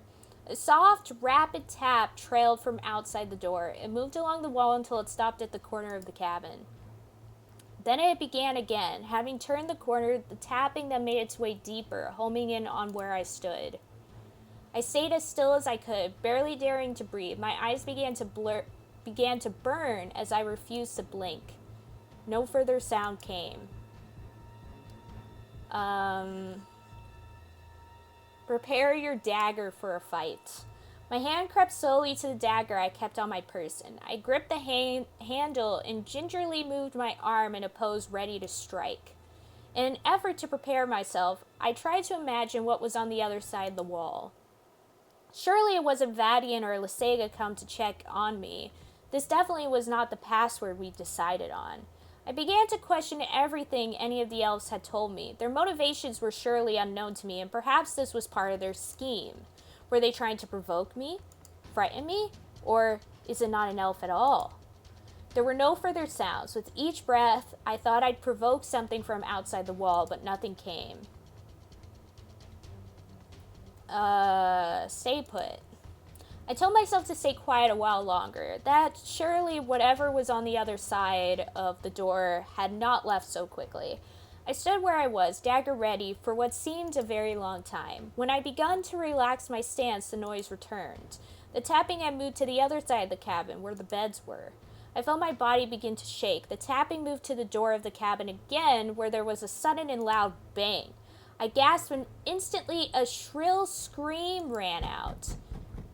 The shaking began to take over my body as more voices joined the first, each a long and ugly sound ringing out in an awful chorus.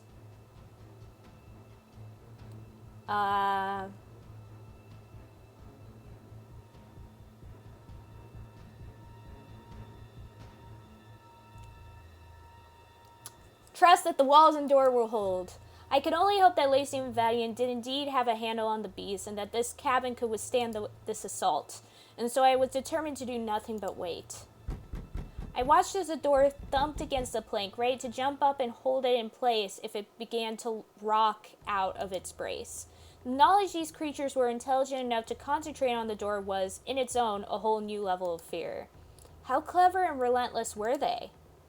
The barrage didn't die down for hours and never died fully. The harpies, as I was now sure to be contending with, lost some of their vigor, but still they scratched and thumped, clicked and screeched. The noise was becoming maddening. I was beginning to wonder if my mind would dismantle faster than the walls would. In outrage, I questioned where the scouts that were allegedly protecting me were. Surely they had not succumbed to these beasts. Surely, instead, they were merely failing to protect me, be it complacency or they'd been prevented somehow. Did that mean that I would be here indefinitely? The thought was terrible and I couldn't shake it. Forever. A voice matching my own thoughts, but not my voice, came piping through both my mind and ear. Forever. What? My voice cracked. It'd been a long time since I'd spoken. The harpies outside piped out loud again in response, though by then my concentration had fully shifted to the new anomaly. What? There was no response, but still I became sure that I'd heard another. It had not truly come from my mind or ear, but rather somewhere in between, this quality alone disturbing, but also the word I knew it to say. Forever? Still, there was no response. Perhaps the walls would indeed last longer than I warned you. That voice, what was it? It wasn't mine. When I heard 2 taps, a pause, 3 taps, a pause, 1 tap, I nearly leapt out of bed. Alenka. Vadian. You must stay quiet. Help. As quickly as I could, I opened the door to allow Vadian in. He let out a relieved sigh once he was in, then smiled briefly at me while putting the door's lock back in place. Ask him what's going on.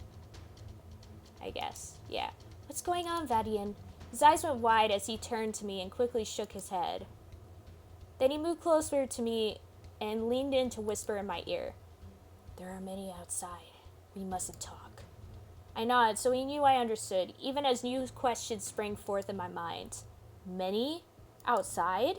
We both stayed quiet for a long time. He kept his eyes fixed on the front door with an intense sort of focus that did nothing for my nerves.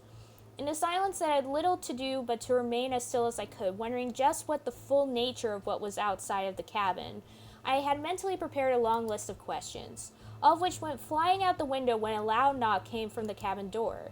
Vadian blew a breath of relief. Good. Assuming that I could finally speak, the first question in mind sprung out without much thought. Who is it? I'm not sure who it is exactly, but one of the others here to take you back into the city. There were harpies surrounding this cabin. This definitely didn't go as smoothly as Dulier thought it would. He carefully opened the door. Dulier. Vadian sounded a little surprised. You're a very dependable elf in situations like these, aren't you, Vadian? I appreciate it. I didn't do it for you. All the same. You didn't come alone, did you? He didn't come alone. You certainly didn't. As futile and afraid as ever. Oh, shut up. We all know who put in the legwork here. Commander? It's Alenka! And in one piece, that does warm a cold heart. When they told me they were keeping you out here, I thought they'd all lost their minds. Can I just say, I really wish this game had her as one of the love interests. Like, it really sucks that she's not one of the love interests. I would have totally wanted to date her. Big sad. It obviously worked out. Are you alright, Vadian? Yes, it was all a little too close for comfort, that's all. I'm glad Alenka is okay. The way is clear. We shouldn't talk here. They'll regroup in short time. He means clear in the sense that the harpies are dead. I hope you're not squeamish, Madrilee. I'm not. Let's go. I nodded. I'm not. Excellent. Let's go. As you say. What a conversation. By the time we arrived back in the city, the sun had already set. Though in truth the day had been so gloomy and overcast that the difference was subtle at best. Vadian had some sort of night patrol. He parted ways with us soon after we entered the city. The commander said something about not being seen with us, and also took her leave. They had been lying about the gore. I wasn't afforded any time to examine the mangled remains as we were moving fast, but what I had seen left an impression. Despite the nightmare I'd lived through, the creatures having met the fate they did, hang a sadness over me. They'd been so desperate I couldn't help but guess at their reasons. Hungry? The elves certainly could have culled their numbers if they wanted to. Overpopulation of a predatory species is a problem for predator and prey alike. But I didn't ask. I couldn't bear to just then. Oh boy. When we stepped into Julier's house, he and Ernil both let out a sigh. Ernil immediately followed his with a scoff, as though perturbed that Julier had mimicked him. Your nerves are betraying you, Julier. As are yours, though I expect we were made nervous by different things. He is far more lethal than harpies. I guessed at who they meant, but didn't ask. Uncharacteristic of me as that was, it was then I realized I hadn't said a word in a long time. You're back! Skylar burst in, her voice nervous but her expression relieved. Oh, we finally got Skylar. That took a while to get her. Where is she? There she is. Oh boy. Skylar is a half-elf born to a wealthy elven mother and merchant human father. She was raised by her father. When he died in Skylar's 40s, her youthful appearance and elven blood had made her an anomaly among humans. So she traveled to Gahalia where she met her mother. She did not suit Gahalia well, being both half-human and disinclined to adapting with the culture rather than strive to fit in. Skylar found herself among the upper echelon outcasts. Powerful, wealthy pariahs rebelling against Gahalian status quo, tolerated out of necessity or connection. Skylar's very non-traditional perspective was a welcome inclusion. She seems to be an energetic, if bumbling, young half-elf, who is nevertheless keenly aware of the subtle changes around her.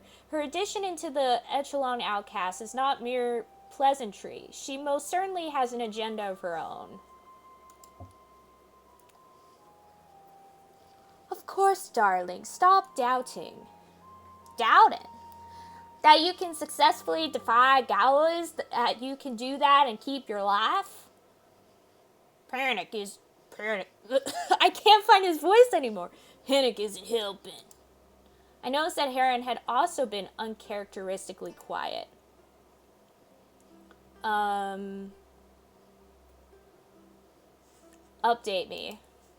Tell me what's going on. Gus has agreed to temporarily stay his hand. Skylar, Arno, and Heron all wore rancid expressions as though they just swallowed spoiled meat, and I felt my stomach twist.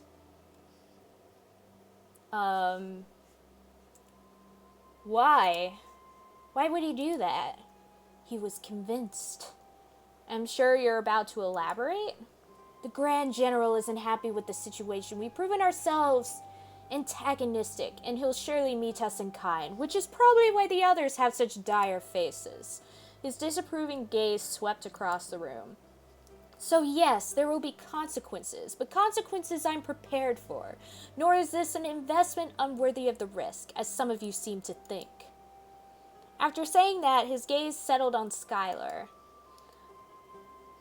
Not a risk, a certainty. You'll pay for this. Likely we all will. You're in danger now too? What is he talking about, Juliet? Don't be concerned. Oh my gosh, I'm mixing up my voices. Don't be concerned, Alenka.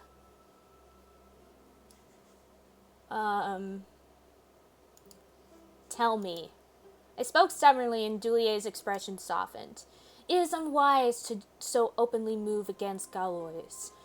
One can go decades skirting the shadows of defiance, but crossing boldly into it draws a hard, heavy hand. As I said, I am prepared. I expect Galois is not surprised by my actions. Galois seems ready to meet any who challenge him, and it is no surprise who those who may challenge him are, but he prefers to wait for others to make the first move. Doing that, he minimizes the risk to his position and can often prevent problems from ever beginning. And so, now I have made the move, so to speak. All is fair. Talking of it is a waste of time. It will be moot if you and I prove the power of the Kuntatal. I felt a new weight being strapped to me. There was certainly justice in his fate being tied to mine, but still I felt the burden of protecting him. Dulier smiled briefly. Your concern, however, is appreciated. Galois agreed to stay the order of execution by 12 days. Bear in mind, however, Galois does not always keep his word. While he is not a man who betrays confidence easily, he does have a way of conjuring up sympathetic reasons to explain a change of heart. Don't count on getting the full 12 days. We don't need much time. Either way, all we need to do is prove your word to Gahalia. Prove it so well that executing you would net him too much disapproval, and the risk you pose alive becomes smaller than the risk you pose dead. That's all? I hesitated for a brief second before asking what seemed the obvious question. Then, how do I do that? If the Kuntatal has made you stronger in some way, no true Gahalian would shy away from it. The Kuntatal is ours, and if its strength, it is our strength, and one we could never deny. We would embrace it, as we should. But if you're not strong enough to draw respect from the most brutal of us, there are less grandiose and really smarter ways of going about things.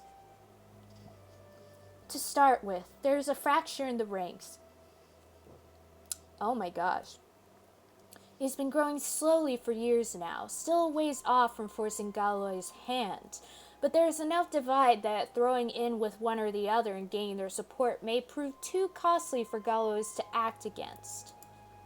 You see, Madrele, we are far from the only ones to move against him. The struggle would be convincing them to quickly throw in their weight when so far all of their actions have been very careful and very slow. There's also my father. Ernal scoffed loudly. It seems we have a few options, Alenka. Herod suggests you pursue the divide in the forces or go to his father. Ernal suggests going directly to the people at large. There is also another option as well, a particularly bold one. I would be a fool not to hear all the options, would I? There is a reason Galois wants to snuff you out. Something about the Kuntatal that threatens him. If it was simply a matter of pride or principle, I think he would have avoided this entirely, but something about you threatens him. If we discover what it is he's afraid of, we can use it as leverage.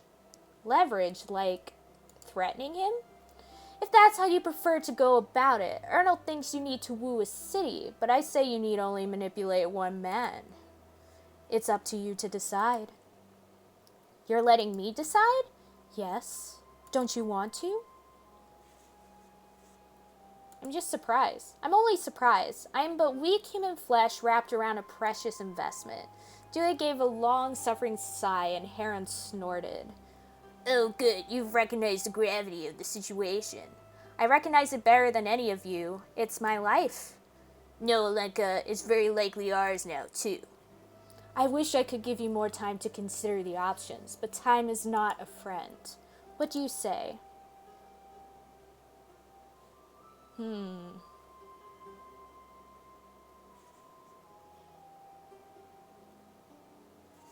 Yes, we might as well ask everyone their opinions.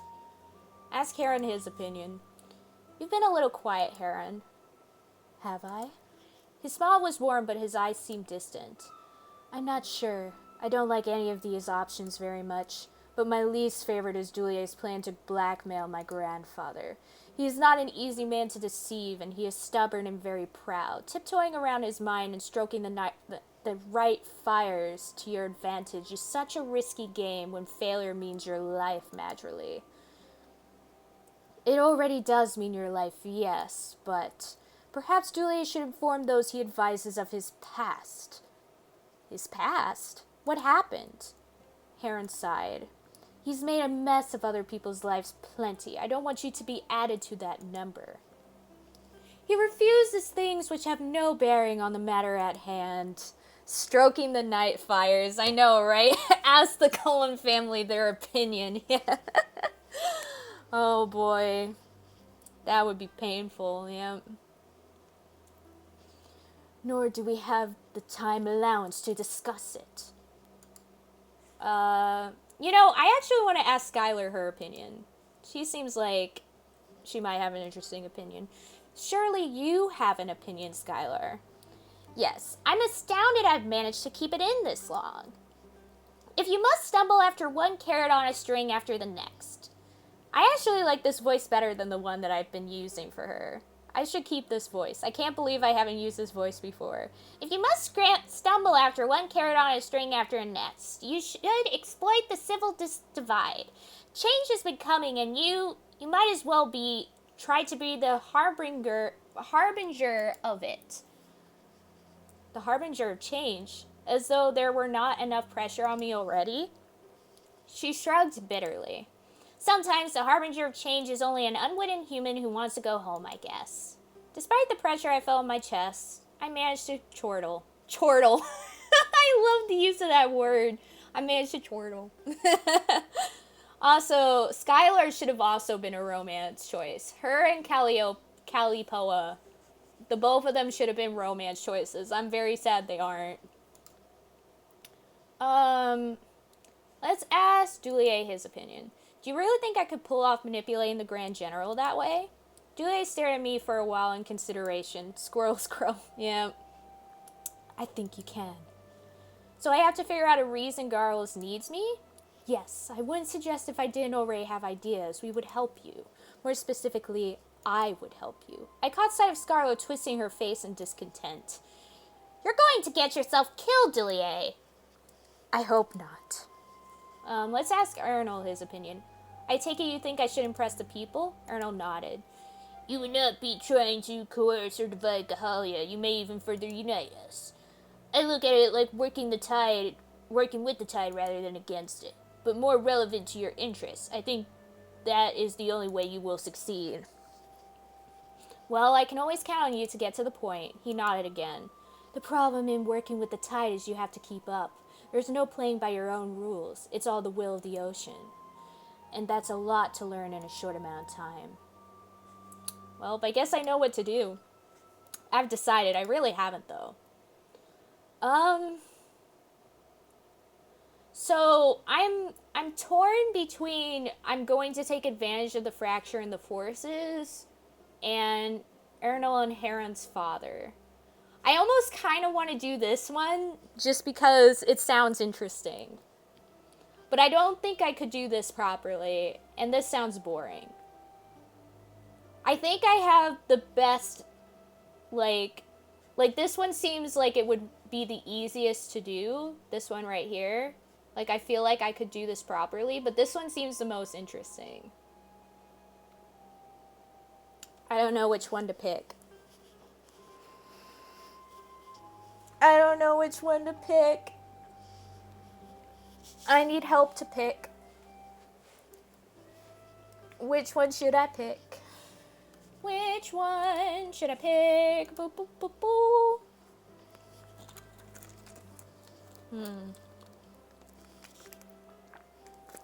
Let's meet Daddy-O. Yeah, that's what I was thinking too. Lulu, do you have a preference?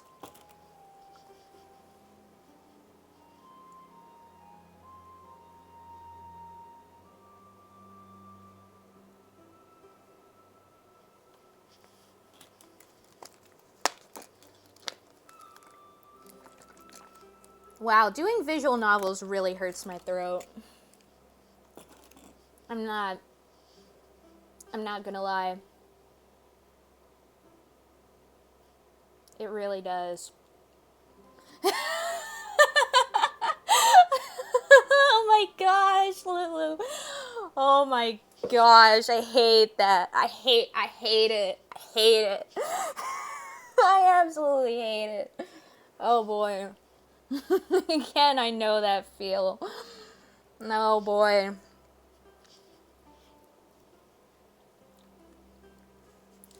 Like, the only thing that's keeping my throat from, like, dying is the water that I keep consistently drinking. It's, like, saving my life. But yeah, I guess let's go meet Daddy-O. Or Nolan Heron's father. Heron said something about his father, who looks like the Joker. Though it wasn't so bad today, which is interesting. Yeah, well, but I feel like, for some reason, I feel like when you play Ace Attorney, it's not as bad as most visual novels. And I feel like part of the reason is because there's a lot of gameplay aspect to it as well. Like, it's not just visual novel, it's like visual novel plus gameplay. And I think having, like, even though there is still a lot of talking, I feel like having those moments where you're just kind of, like, playing the game maybe, like, works. Probably because I kept Phoenix as my own voice and it helps. Yeah, maybe. That could also be a reason, too. Heron said something about his father. Yes. And he shouldn't have. Look how mad he is. He's like, how dare you tell her about our father? My father is a tricky man, but he isn't without power. Oh, Ace Attorney counts as a visual novel? Yep. David, there's enough of, like, talking in it that it's a visual novel. Like, Ace Attorney is one of those visual novels that almost leaves the visual novel genre, but not quite. Like, it's still in the visual novel genre, but it has strides that start leaving it. Like, it's actually more, like, it's partially a game, too, along with being a visual novel, like. But it is still a visual novel, because there's still way too much talking for it not to be a visual novel. My father is a tricky man, but he isn't without power. And the Grand General has wanted my father dead for far longer, far more intensely than I believe he wants you dead. Point being, he has ways of avoiding that fate. Assuming our father doesn't kill you himself. What? Ernal, he's not that bad. No less dangerous than any of our other options, I suppose. You still think that's a good idea? You still think that's a good idea, Lenka? You must be certain. Yeah, let's be certain. Let's do it. I've already decided. Then it's decided. We know what we'll do.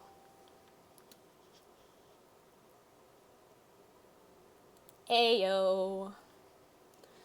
The very same evening, I found myself walking through the city, Ernal and Heron at either side of me. Julia had come along as well, despite Ernal's reminders again and again that he wasn't welcome at his father's estate. He could turn me away himself. It's only polite. He is, after all, very concerned with gentility. Heron passed me a grin. He hadn't stopped smiling at me since I'd made my decision. Ernal, however, had grown more irritable by the hour. It seemed to me that he wasn't looking forward to dealing with his father. I don't envy you, Alenka. Lonere is not the easiest man to get along with. She'll be fine. He'll love her.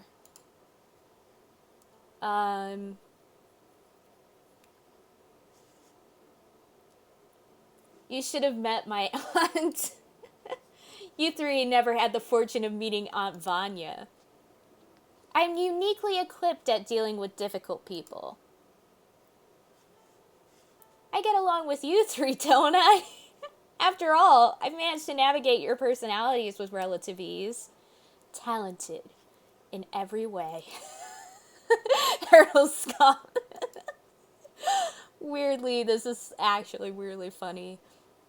We walked through the city, the three I had with me doing their best to shield me from stares of those we passed, but they were frequently unsuccessful. The city was packed tight, dense with buildings and elves alike. We had been walking for some time, and all the while I'd been watching an edifice I spotted looming high into the sky grow closer.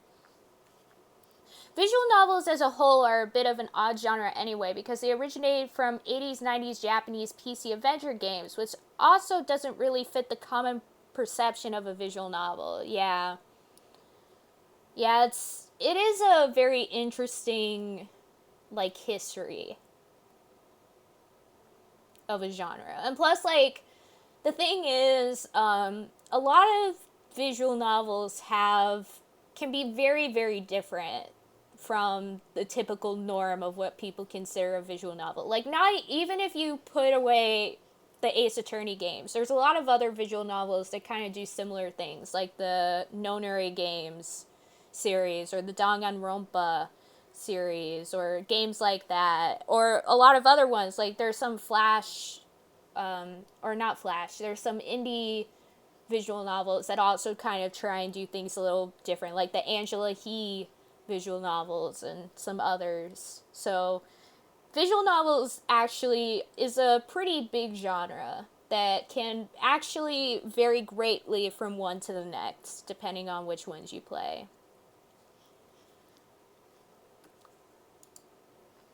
I hadn't asked what it was. I had a feeling I already knew, and I didn't want confirmation. When we finally turned and began heading away from the edifice, I breathed an exhale of relief.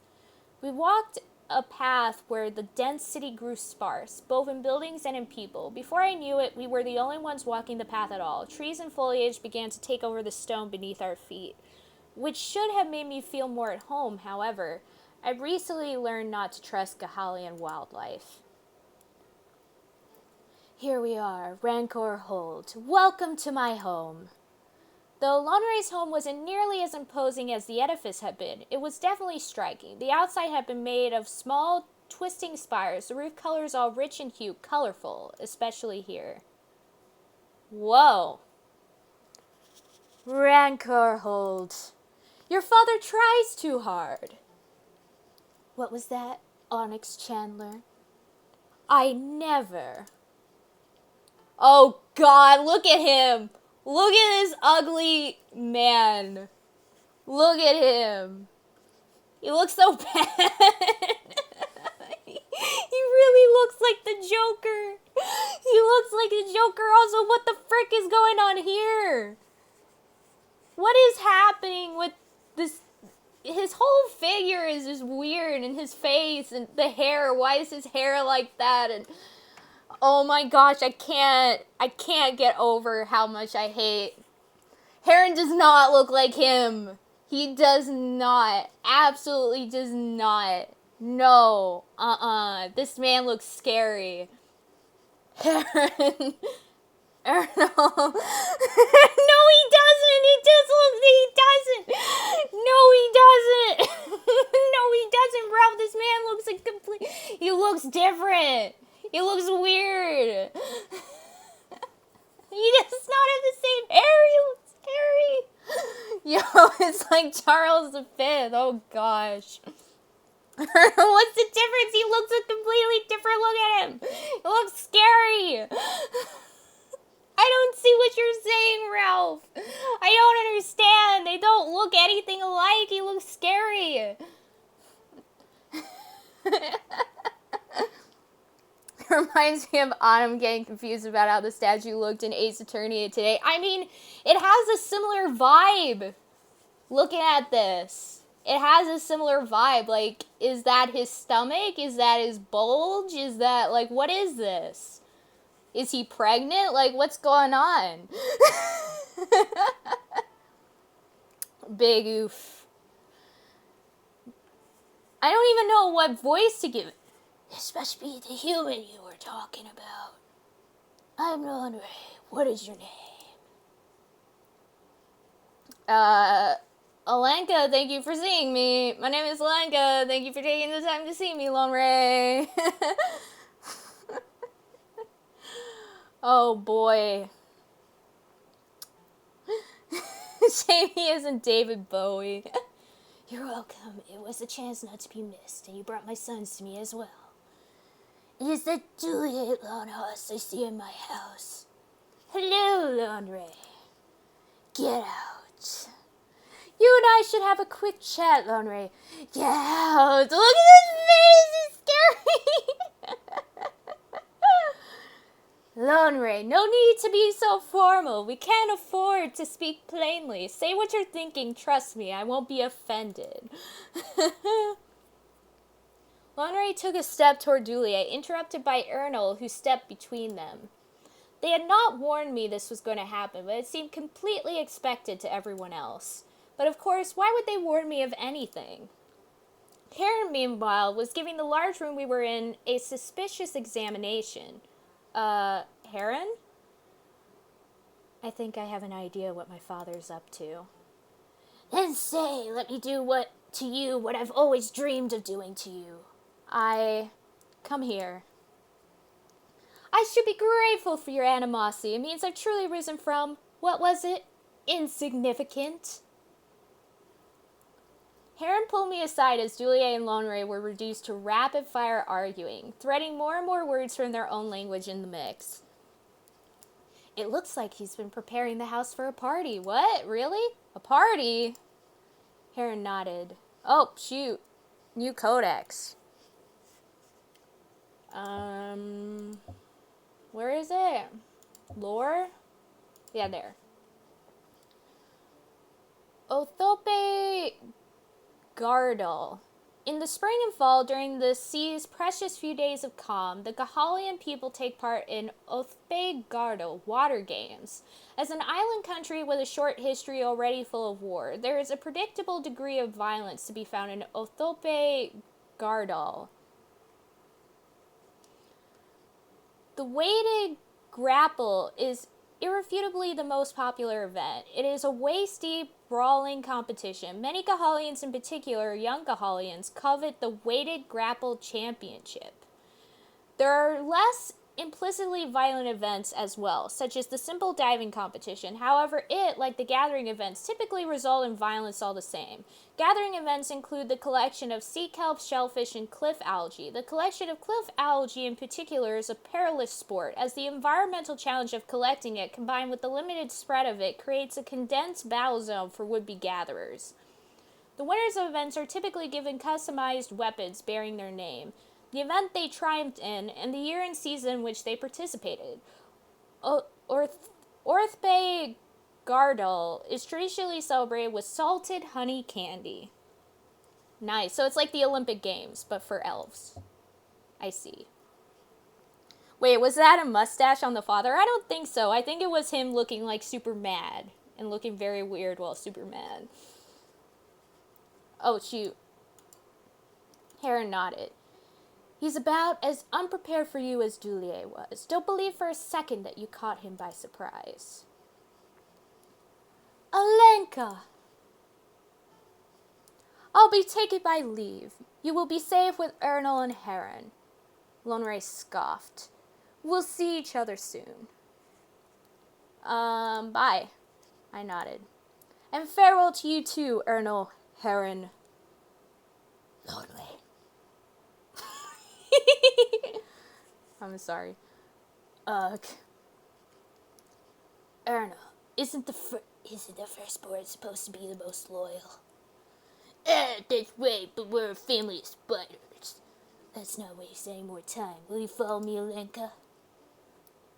We should have a word, away from my sons. This isn't what we had in mind. Huh, isn't it? Have you thoroughly thought through my participation in prospective alliance? Whatever my tricks my sons hope to play, I know them better than they realize. We didn't have any pretense between us. Come. He began walking away, and I exchanged a look with the brothers. Erna looked worried and annoyed. Heron seemed suspicious, but I would venture to guess he wanted me to believe there was nothing. What? To believe nothing was wrong. You'll be fine. Don't worry. If you aren't back in 15 minutes, I will break the door down. Ah, comforting. Where did you come from? Edric. Tell me about Edric.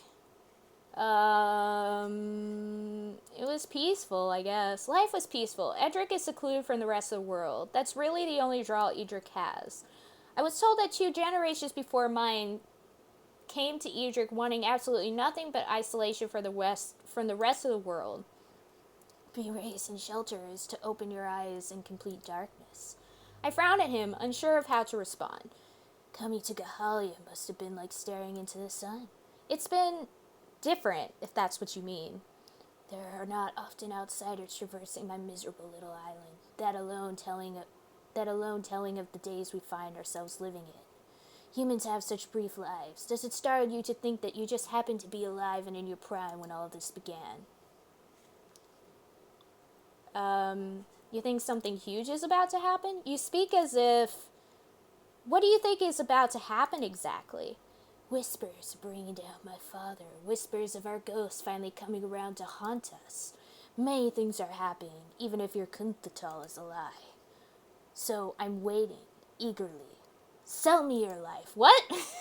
A pardon? What? Your cause, your offer, your proposition for our trade. I need you to protect me from the Grand... I need you to protect me from the Grand General. But that is what I can do for you, not what I ask. I hesitated. I can offer you Dulier's investment. Let's go. It's plain to you that I'm important to Dulier, isn't it? He, your sons, Vadian, My nephew. Yes, they've all conspired to help me. And who of those do you think compels me to help you? My sons, perhaps? Naturally. They wouldn't be harmed. A fall from grace would be good for both of them. Too comfortable atop their pillars, ignoring all this festering muck below. And Dulier, that swindling pig, thinking he can play both sides, sticks his neck out just a bit too far and finally gets snapped into as he deserves. You'd think I'd stop that from happening. Vadian is a sad case, one that I'm afraid I feel no urge to involve myself with. His father could protect him better than I could, and his father will. So I'm afraid that your involvement with Dulier and my son's Vadian only fuels the urge to watch this all implode. That's not great. Then disregard them. Then don't make the decision based on my allies or their investments. What's left? Me. And what do you have to offer? Where it is they think I have that makes them help me or want to kill me. Lonray stayed quiet, smiling distantly at me. I felt increasingly tense and nervous. He was not as predictable as I hoped, his motivations painfully unclear, making even Dulier seem forthcoming. Is that the end of your proposition? What exactly do you want me to say? I want you to... What would you say if I offered my assistance in exchange for yours? What do you need assistance with? The Kuntatal is such a romantic notion, the story of dark, hidden fire bursting out of control, consuming all in its path, including its host. Also, can I point out the fact that it seems like we haven't heard any music for like 20 minutes. It's just been silent. Can we point that out, please? Because it's been kind of freaking me out a little bit. There are even cultures beyond Gahalia that have heard of the Kuntatal. Does that surprise you? It should. Many civilizations know next to nothing about Gahalia. It starts and ends with something like bone white elves who deal in murder. I can see why Dulier was so interested. Wait, no, the music is there, but it's like super quiet. Wait. Settings. Maybe let's turn the music up a little bit.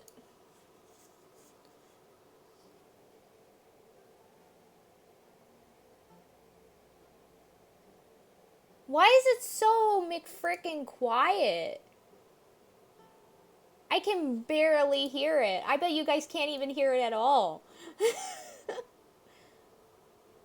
This is so weird. So what I want from you is to share just briefly this mystique you offer. I stared in anticipation as Lonray fell silent. And how would I do that? I'm hosting a party in 3 days. I want you to come. What? You want me to come to the... That's it? Yes, the price isn't always painful to pay, you know. Surely there must be more to it than that. What do you want me to do at this party? Indulge me in my guest's curiosity. What does that entail? Difficult to predict. I'd planned to use the time up until the event to ruminate on what exactly that would mean for me. Not even a hint? Surely you could at least give me a hint or two. All right. My guests will probably want to be beguiled, made to believe the Kuntatal is real. But I think that what I will be most interested in, personally, is what you've learned of Gahalia along the way. Not the Kuntatal exactly, that requires investing in the belief that it is real, but of my people just as they are.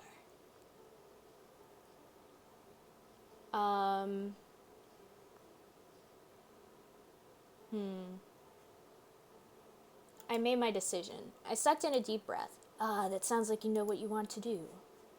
Fine. All right, Lone Ray, I'll agree to this. All right. I'll start spreading the word. I think some of my guests are going to be very excited. The party is in 3 days. I expect you before evening. Perhaps Heron can make sure you are dressed properly.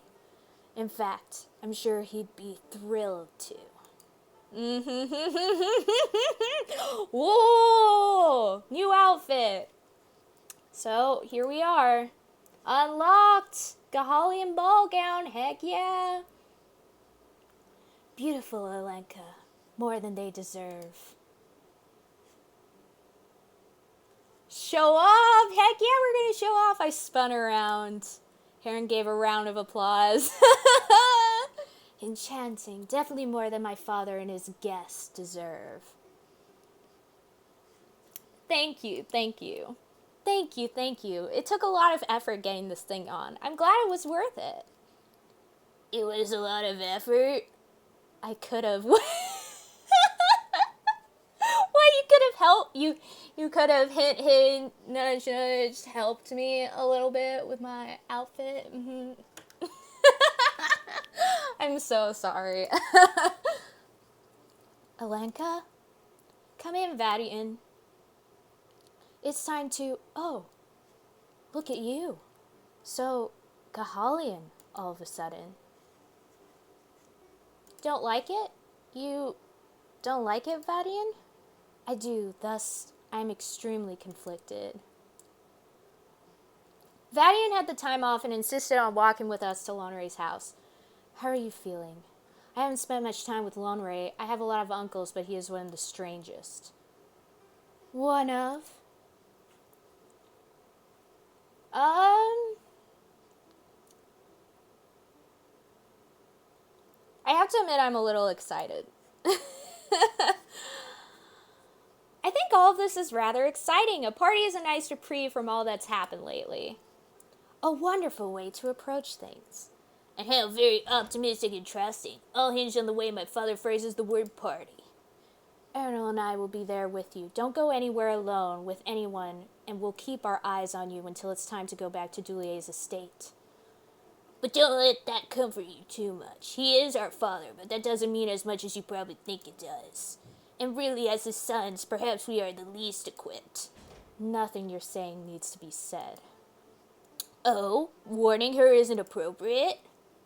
The sun was setting by the time we arrived, dramatic oranges in combat with the Gahalian sea of black.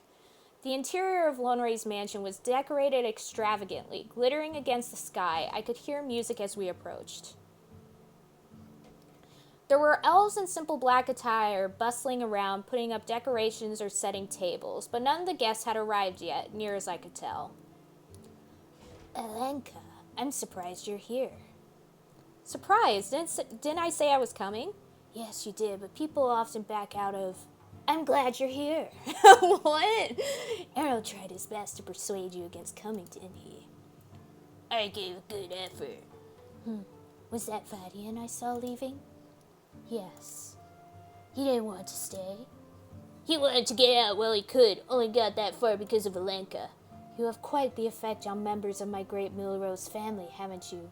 A pity for you that our patriarch's desire isn't so protective, Oh, look, Charles is back, I know, right? Go see your mother. She's been asking for you both. Heron and Arenal exchanged a look before both focused their gaze on me. We'll be back in a moment, long before anyone else arrives, don't worry. Send my greetings. Give the lady of the house my good wishes. I wish I could meet her. We'll do so. We'll do so. See you soon, Madgerly. My wife is a marvelous woman. She is truly something to behold. Oh, tell me more about her. I don't actually care, but I'm trying to seem nice. I met her years ago when I was traveling in the Northeast. It was love at first sight.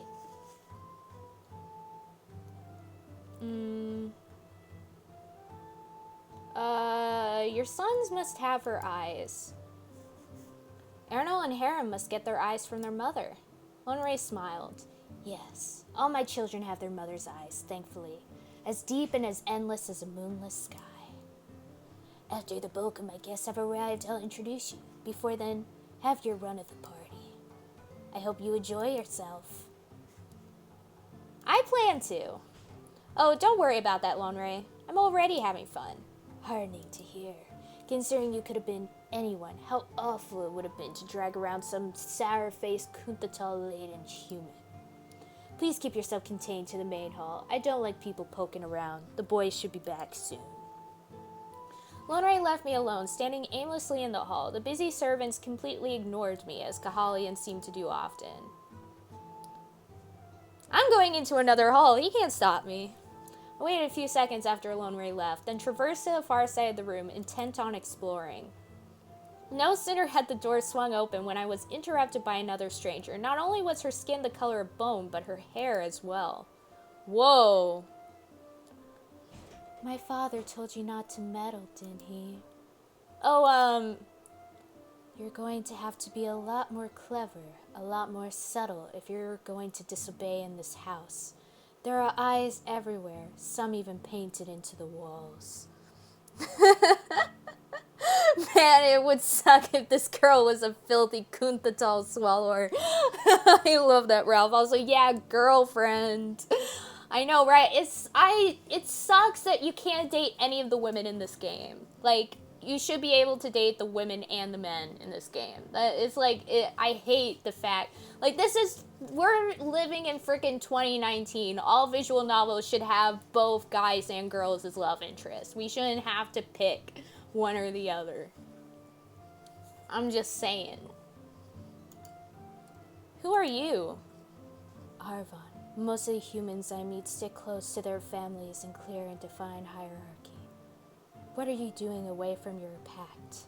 Mods exist. There, you have a point, David. You have a point. Try to get a mod time to get a mod where we can date all the women. Let me date the women and man. Heck yeah. Claps. Truth. Truth, Lulu. Truth. And a toaster if I wish. Heck yeah. Do you live here? You live here? Most of the time, Mother likes her children in the nest. Now, none of her children like the nest very much, but for now, we appease her. Lulu times brave little toaster, OTP. Or perhaps it is father that we appease. Lone Ray is your father? She nodded. So your brothers are your new friends, yes. I heard my brothers arguing about you. Ernol is rightly concerned for what you'll do to his and Heron's reputation.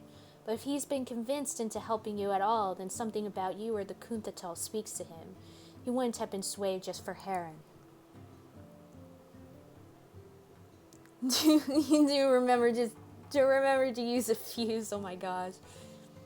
Before I could answer, a man entered the room from the far side. The woman's attention was immediately on him, and quickly she abandoned me. Were guests arriving already?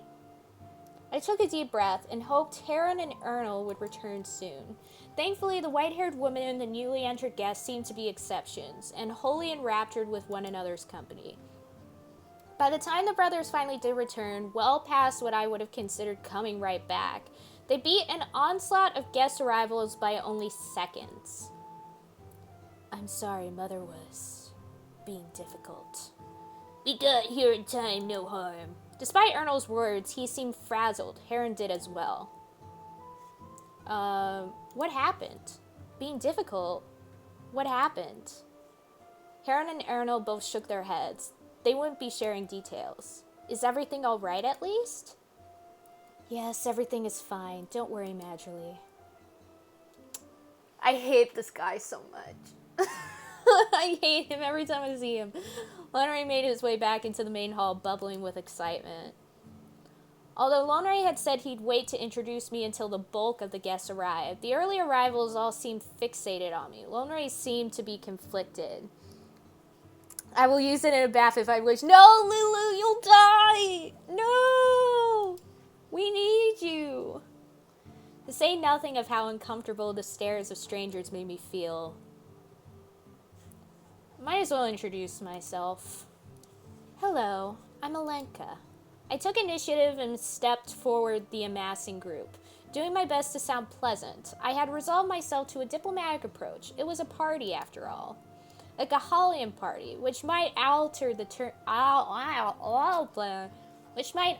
term somewhat, but nevertheless. I don't know who this is. Hello. The first to respond seemed intrigued, his voice saturated and playful. Ooh, this man. That was the wrong voice. Toaster equals femme fatale. Oh my gosh. Of Corconda. Were your travels kind? What is this? Comprendum places, I'm guessing. There we go. Corconda, a fetid theater of unending battle. It was once beautiful, evidenced by the ruin. This used to be a land of poets, with such fanciful architecture and beautifully open hillsides. Now all of it cursed. Spending too much time here has made us all into pitiable clods. Our minds wander listless. All four of us itch to get out of here while our blood still flows, with the sense that if we don't leave soon, we will leave our minds. With respects, I feel it necessary to remind the good commander that our assignment here has already been overstayed by 7 months. I digress. The battles lack passion, the sort of war that's gone too long, where fights are fought of habit, repetition in the bones, not for cause or purpose. The humans call their foe harpies, which set us up for a surprise upon first interacting with these harpies ourselves. These harpies are not like ours, rather intelligent, self-aware, no less in mind than the humans they fight. They do not fly, so the term seems to come from their lower limbs, bent back like a bird, tipped in talons that shred through flesh with unsettling ease. The harpies eat their victims, but after the werewolves and the Beowulf, cannibalism fails to impress. The humans manage to find it upsetting even in this cursed apathy. Something about watching your kin eaten alive sparks a fire that provokes them, and I wonder if that is all it's taken to keep them from lying down and surrender. There isn't anything more to see, Commander. This place is perverse, just ghosts repeating themselves. Let us come home. Scout Felona, Corconda mapping, 554th report. Oof. Hey, the toaster will only be turned on when I allow it to be. Oh my gosh. We're not here to talk about my travels. I'm not talking to you. I'm talking to the Alenka. That's alright. I'll respond to it. Whatever. I'm at this party. I'm trying to suck it up to all y'all. Go on. I'll respond to that too. I've adapted to all forms of names of late. Well, what do you like to be called? He smiled, bent at the knee, and extended a hand. I heard the faint sound of Heron sighing. Look at him! He's so unimpressed. You took it that way, Anya. Oh my gosh. I guess we'll take his hand. I took his hand.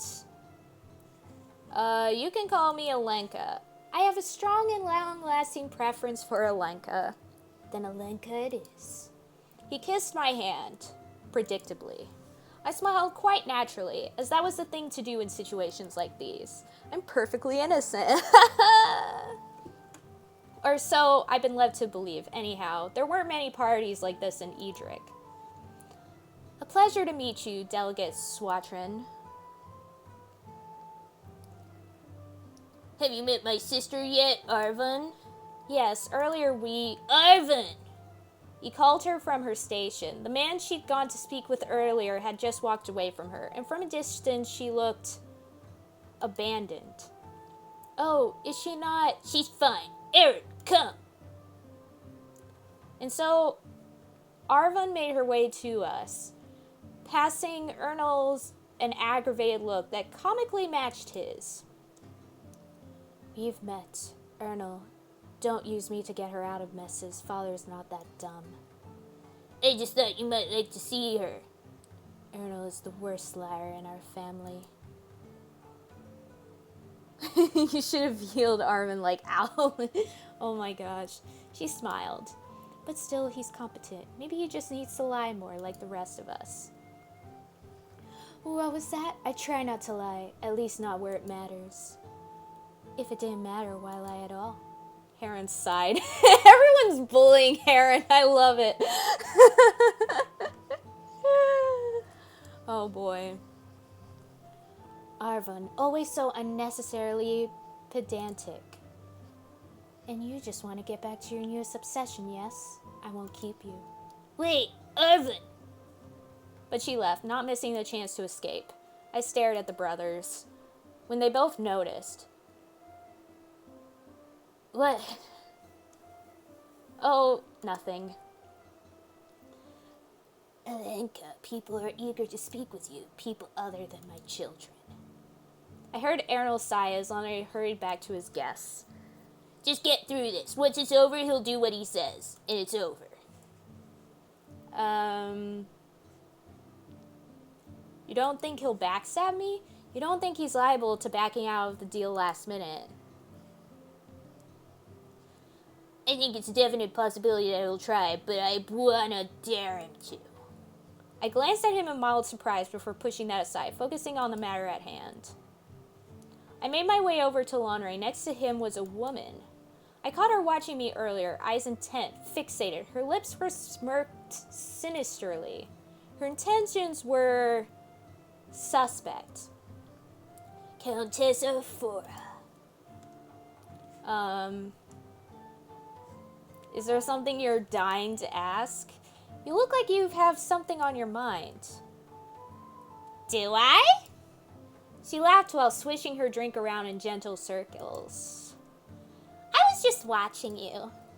Strange to see humans running about Gahalia. And you're not? She looked very insulted. Human? Me? No. Well, she did have very peculiar eyes, but no ears jutting out of her hair. I am not human. Then what?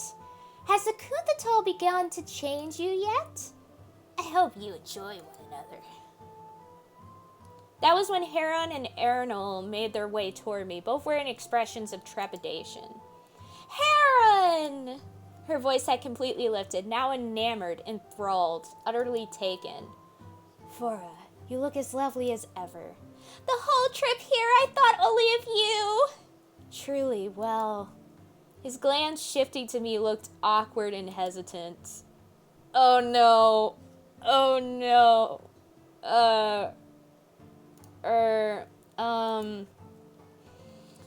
It's been, 2.5 years when I left with that promise you made. Promise? Yes? Do you remember? You were going to show me the Wyrns. Oh. When do you think? Fora, don't you mean? I'm just gonna stare awkwardly at a wall. I stare at a wall, wishing myself out of this conversation, but to no avail. Lipoa! Of course. Lipoa. But unfortunately, you see, I'm charged with keeping Alenka safe tonight. We can catch up before you leave the island. She has Arnold, doesn't she? You can get away for a little while. No, actually, he can't. Why can't he? Can't you keep her company on your own? No, Fora, I can't. I'm sure you can. Your father promised me Fora, go away. Excuse me? Arnold. However I might have felt about her, I did remember that Loner wanted me to entertain his guests. I thought some measure of tact was necessary if I wanted things to go in my favor. She isn't why you're here, Alenka. It's fine. It is not fine. Really, it's just not a good time, Lipoa. It never is. Heron pinched the bridge of his nose. I see. Her tone was chilly. She shot Arnold a look I was glad wasn't directed at me, then turned and left. I really hoped she wouldn't take this out on me. Rest in pieces is right. Assumes the Tannis 2 people in the room were humans. Yeah, just about. But yeah, rest in pieces is right, dang. Didn't expect to run into like a former fling or whatever so soon, dang. Dang, see. Are you sure this isn't gonna get your father upset, Ernol? I'm positive he wouldn't hold my actions against you, nor does he bring forward here for offerings beyond precisely his.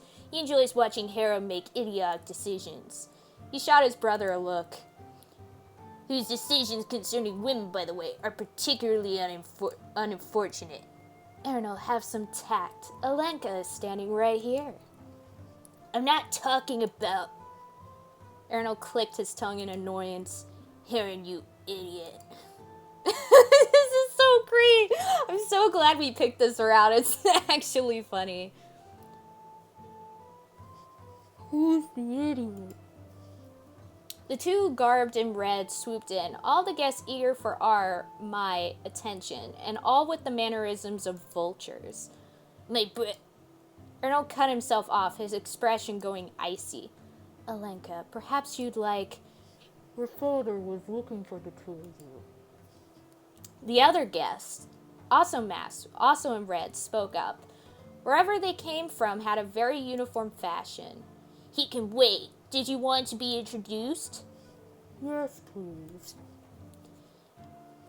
Her name is Alenka. The Onyx Chandler unearthed a sample of the Kuntatal, which she consumed. The effects are still unknown. Hi, Adam. Hello. Hi. How are you doing? I hope you're doing well. Hello. I tabbed out for like 2 minutes and a dude with no face is giving you a hard time. Rest in peace. I know, right? Just this whole party has been a trial. Nothing exciting yet, unfortunately. Have you seen my father's new specimens? We're not interested in specimens, not the dead ones. He said it had something to do with your mother. Errol and Heron exchanged a look, and then scanned the party for their father. I noticed Loneray across the room, who waved his sons over when they met eyes, his expression intense. You go. I think I should stay. He requested to be for you. Loneray told us about your assignment.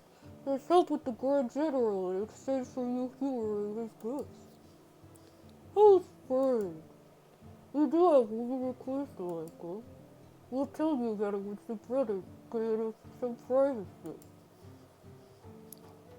Not a chance. Glad to finally get Christmas shopping out of the way. Nice! Awesome. That's always good. Christmas shopping can be a tough time and a bit stressful. So it's good that you've gotten that done before Christmas. So good times. Not a chance. What for? Boys. Ernol's jaw tightened and Heron hesitated. It'll be fine. We'll be right back. Be careful. Heron tried to move his arm around my shoulders and attempted to bring me close. Well, we're doing his route, so we're gonna let him. Though I was a bit surprised, I allowed the quick embrace, and in his ear he whispered, Be very, wait, I should do this. Be very, very careful. They both left quickly after that. I could tell they were torn between two things, but whatever pull their mother had, it was great. I should start an ASMR channel. I was very curious. Your request? The second one, whose voice was a touch deeper and slightly more masculine, nodded. We wanted to ask you if you've been hearing any voices. Voices? I almost stuttered, quickly masking my emotions as best as I could. I feigned ignorant curiosity. Yes, we believe the Kuntatal comes with a connection to other beings. The voices can then be heard within the bodies of those affected.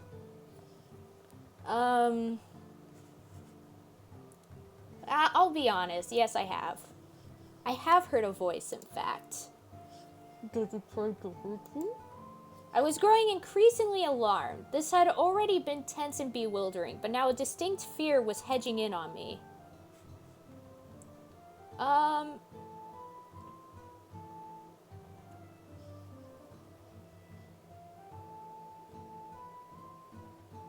I think it was trying to warn me about something before.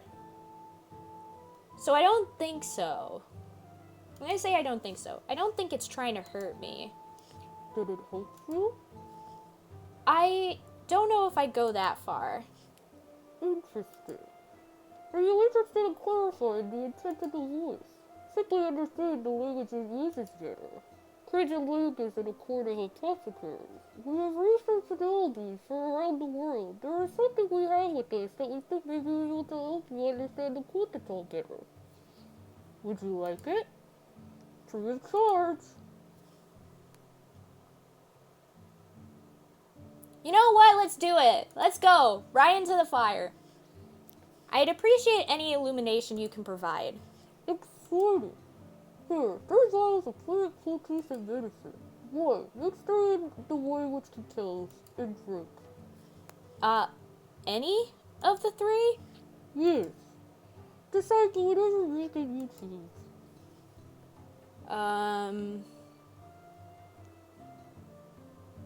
Well, the Kuntatal was in a black pouch. So let's go black pouch. Black it is, Gahalian tradition.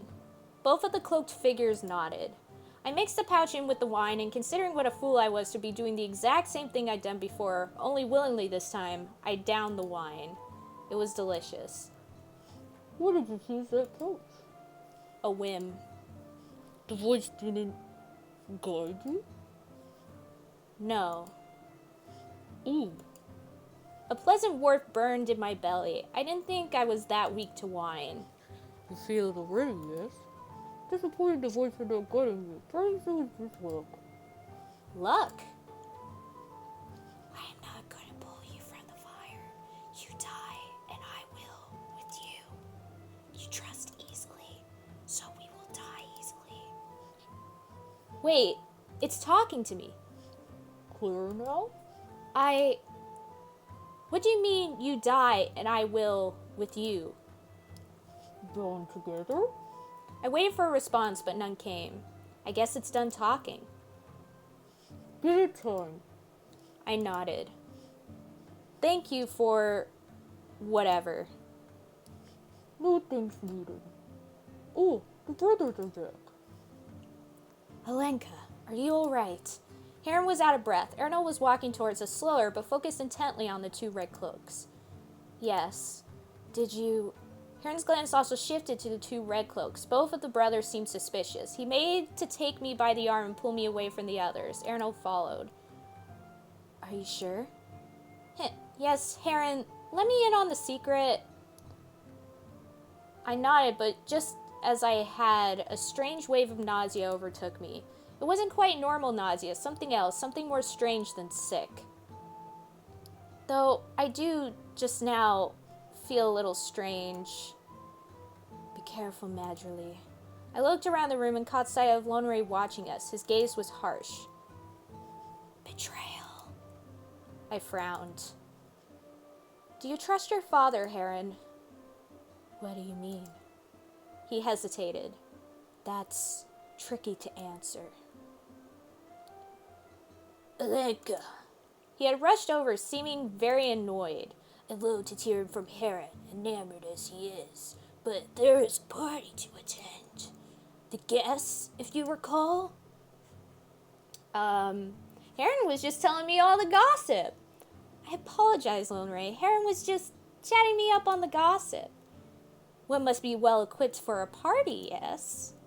Lone Ray considered for me a moment and then smiled. Yes, it's very true, very well, but make it quick. After Lone Ray left, Heron was giving me another one of his enamored stares. How is it you feel strange, Alenka? Yes, almost nauseous, but not quite. Do you need to sit? No, but I should get back to the part. Whoa! I nearly fell to the ground, both brothers catching me by one arm. Maybe I shouldn't have drunk that stuff. I kind of just went into it. Big oof. Alenka? Lone Ray looked momentarily concerned. After assessing me briefly, he then laughed. Is she having an episode? What wonderful timing. Gather around. I mercifully did not remember much after that. Am I dead? Did I die? The world grew foggy, voices drowned out, all concern was leaving me, and I felt almost blissful. When I opened my eyes, it felt as though much time had passed. I was laying on a sofa, Heron at my side, still in the reception hall, though now it was empty both of guests and servants. Okay, we're good. Seems like I made the right choices. Well, I guess I don't know if I passed the party, but I guess we'll see. Just Heron and I. Heron? Madrilee. What happened? Oh, Madrilee, we have no idea. He exhaled heavily, greatly relieved. He came closer to me. Do you have any idea what happened? I shook my head. Rest, Alenka. Father is handling everything. He is? I was so relieved I jolted to a seat, regretting it moments later as the world spun dizzily. Heron smiled at me, but gently tried to coax me back down, stroking my hair. Yes, Arenal's running messenger between him and Dulier as we speak. Be careful. He might start saying you owe him favors. He remembers. I wouldn't mind. I owe you all the favors. I'm glad to repay the debt. Thank you, Heron. Ah, but you do not owe us anything. At least definitely not Dulier and Lasega. When you're ready, I'll walk you back to Dulier's estate. But in the meantime, stay. As long as you like. His grin took on a mischievous quality. Whoa, snap. Dang. I am surprised. I admit it. Thoroughly surprised. Lonray pulled through. Dulier had been giving me a whole host of suspicious stares since I got back to his estate. He seemed to think Lonray and I were conspiring against him. Letter. Arnold walked in, looked me over, still nervous for one reason or another. Lovely. He passed Dulier a letter. Any side effects? Side effects? From the party. Should I have expected side effects? Usually, father's parties. He sighed, shaking his head. Well, brace yourself, Alenka. I looked to Dulier and did as he said. What is it? He stayed the execution, and you have been summoned to the castle immediately due for an introduction. Oh, the pan and into the fire. I exhaled. The morning I was to be introduced to Kahalia as the woman bearing Kunthatal came faster than seemed at all fair. No rest to be found, no escape from danger. What is with your character's face? I can't tell if she's happy or not. I think she isn't very happy at the moment. If I was to believe I had truly escaped death, my body seemed unconvinced. It's not been able to sleep. My muscles remain tense, my chest tight. A surge of confusing and conflicting emotions combated within me. A part of me considered that this summons could have been an execution as well. He, so enraged by our efforts against him, had decided to put an end to me publicly. I'd been assured Galois was placidated. I know the word, but I don't know how it's pronounced. Placated? But it was difficult to rest easy. It was true, certainly, that I had no choice today. I'd have to go and agree to whatever he demanded. I wonder what my life would cost me. Alenka, are you ready? Yes, ready. Dulier opened the door and passed me one of his controlled and serene smiles. Then let's go. Galia is waiting. And wouldn't do to keep her waiting.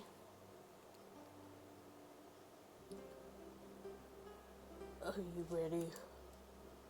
I found myself in what looked to be a study. A shiver ran down my back when I realized this was probably Garl's inner sanctum, and what it felt then to be in the heart of my enemy solidified my entire situation. Galois himself was nowhere to be seen, though I'd clearly seen him when I came in. I found myself searching the shadows of the room desperately. Another command came, impatient, booming from outside an open door. Come, this will be fast. As I drew close to the door, a balcony lay before me. Below I saw dozens of soldiers and attendants, and I felt the gaze of each twice over. Garlo stood beside me, the weight of his presence equally oppressive. Kahalia beside me is a human, and it is possible she has consumed the Kunthatal. I have acknowledged only that this is a possibility as there is no compelling proof. Her presence among you will determine whether these claims are valid. If true, the Kuntatel Rs will be studied, exploited, and contained as necessary. Be aware of her as she walks among you and aware of what she may be. If there is truth in this claim, she is dangerous, unpredictable. You've been made aware. Shalapet. I watched the elves below me begin to disperse. I caught the briefest glimpse of a familiar group. Kalipoa, Vadian, Lasega, Heron, and Ernal, or so I thought. It's done. Thank you. Thank you, Galois. I didn't do it happily, human. Inside. Upon entering the study, I found 3 new elves who hadn't been there before. They looked vaguely familiar. I feel like I remember seeing her on the ship. I remember seeing her definitely on the ship when we were coming over here. Introduce yourselves. Galois had poised himself far in the corner of the room, angry, uncomfortable, perhaps even brooding. Perhaps it was all getting to my head. Something about seeing all those elves below me. I was finally starting to believe I'd won. Zafra Leia, 4th Scout. Chandler Maceras, 4th Scout. Imre Longrest, 4th Scout. They're yours to exploit. Begin training immediately. You were all aboard the Bastion, weren't you? You 3 were all aboard the Bastion, right? The 3 of them all glanced uncertainly at Galois, as if uncertain how to respond. Galois scoffed. Focus on the matter at hand. You need only concern yourself with your training and containing whatever threat you pose to my people. Galois waved at the study exit. Leave. Once the 4 of us were in the hallway, they began moving down the hall, only stopping when they realized I wasn't going along with them. What will my training entail exactly? What will my training be like? You'll familiarize yourself with the weapon of your choice and learn to carry yourself in battle. We'll teach you how to survive in crisis and attune yourself with your body, so you can warn us if you're about to burst. I stared at them at a loss for words for a second. Sounds like fun. All in good fun then. Yes, that's the spirit. Come on, we can't linger here. There you are, the castle light with this confirmed revelation. Saffron, Chandler, and Imre's mood seemed to sour. What do you want, Akari? A bemused look took over his face as he regarded Saffron, and then to me his smile widened. I look forward to the party this evening. The party? Oh yes, I just heard about it myself. I'm sure you'll be rushing home to prepare. What party? Out of the Louvre bar, we pitiable 4th Scouts as we are. Well, the Onyx Chandler is sure to keep the guest list somewhat prestigious. My sympathies, you better get on your way, Alenka. I was confused as well. She's beginning her training. Oh, it can wait till tomorrow at least. Alenka, my lady sends her congratulations. She won't be able to attend tonight, but I am in her stead. It has fallen on me to act as her eyes, and I find myself eager to witness your power. You don't mind, do you? You 3, I'm sure you can find some way to busy yourselves in the meantime. The scouts weren't happy, but an unspoken rule compelled them to bow out with only a promise of beginning my training the following day. That Akari had any pull over them made me nervous. If he was going to be keeping an eye on me, I determined to be keeping one on him in return. Lenka, back already! I heard something about a celebration. Ah, yes, word travels. Faster than anticipated, even. I hope you're not upset. I'll reserve judgment until it's better explained. Galois is typically a disingenuous manner has introduced you, but only to select members of the forces. News wasn't to be contained, of course. Even denied from seeing it firsthand, the city is alight with word of you, more than ever before. It was one thing before, just a rumor, now confirmed real and walking. What Galois did was deny those outside his control a closer look, and the broader we spread your influence, the stronger your connections within Gahalia. I get the feeling you had something to do with that news spreading? Dulier only smiled at me, but I knew what that meant. come to judgment yet.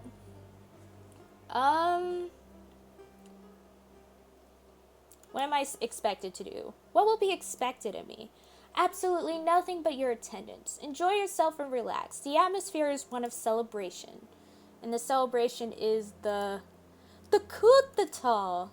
And Garl's begrudged acceptance of the fact. And you, Alenka, where did you hear about the party?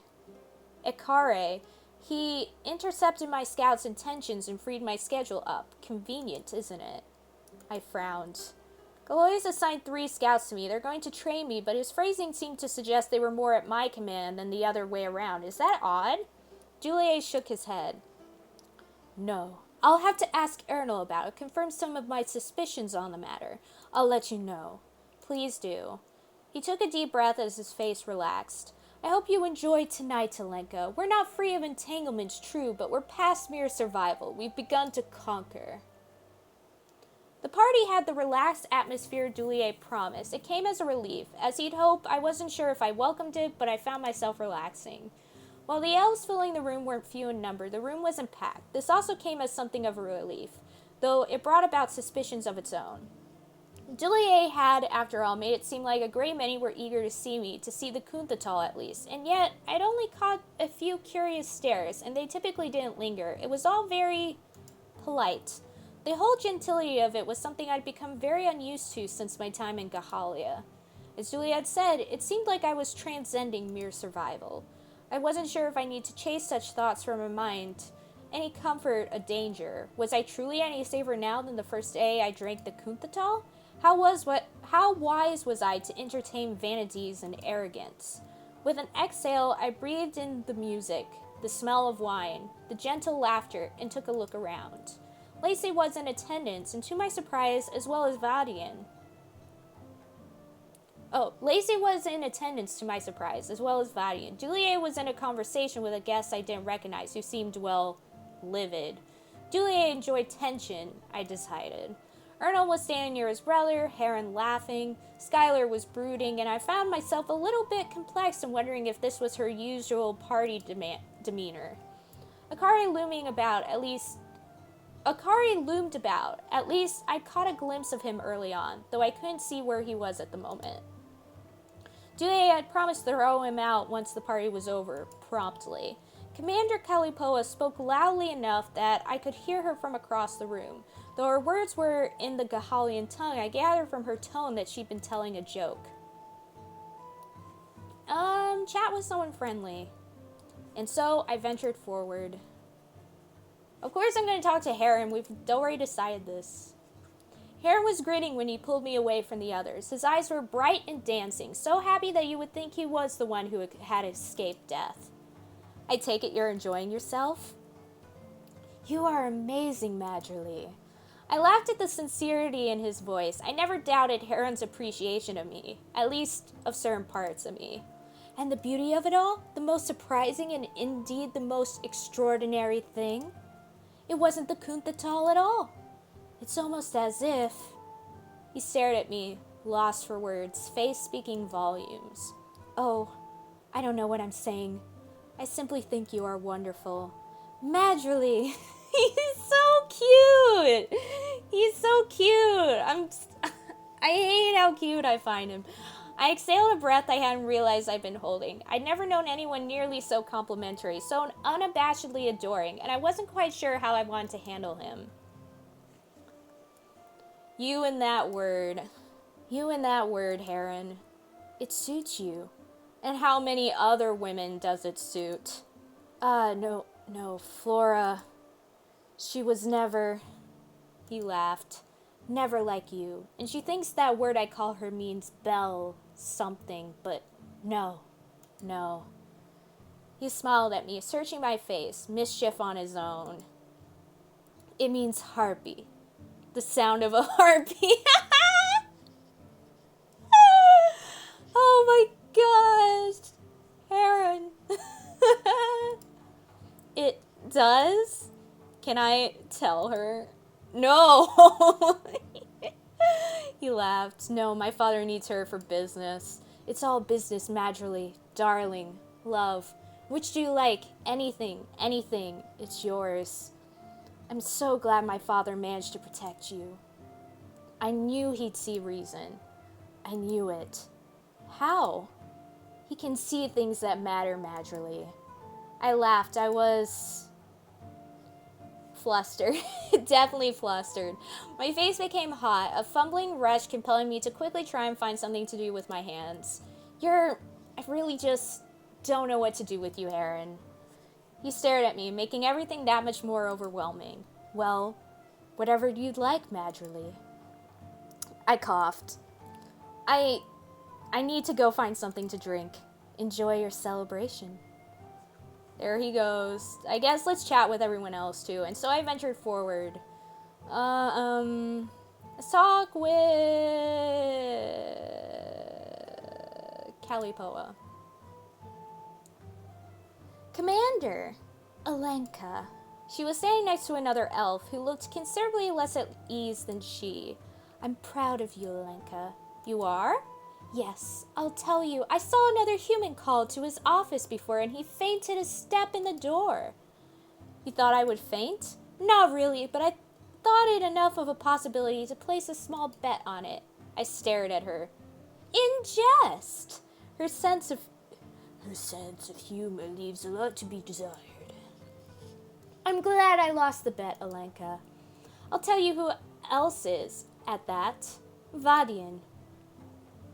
If I'd let you get killed after all this, well, it would have been less cruel to give him a sick kitten back on the bastion. Dulier is also thankful. I can call him Dulier now, the Onyx Chandler. Did you notice that?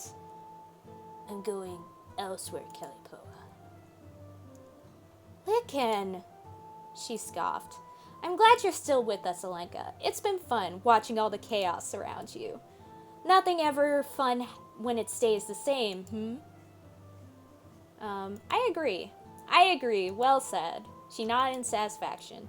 When you've mastered your mysterious power, you and me, we should go on an adventure. An adventure? Is this not an adventure? More for you than me. How about down south, find some of the big dragons? The big?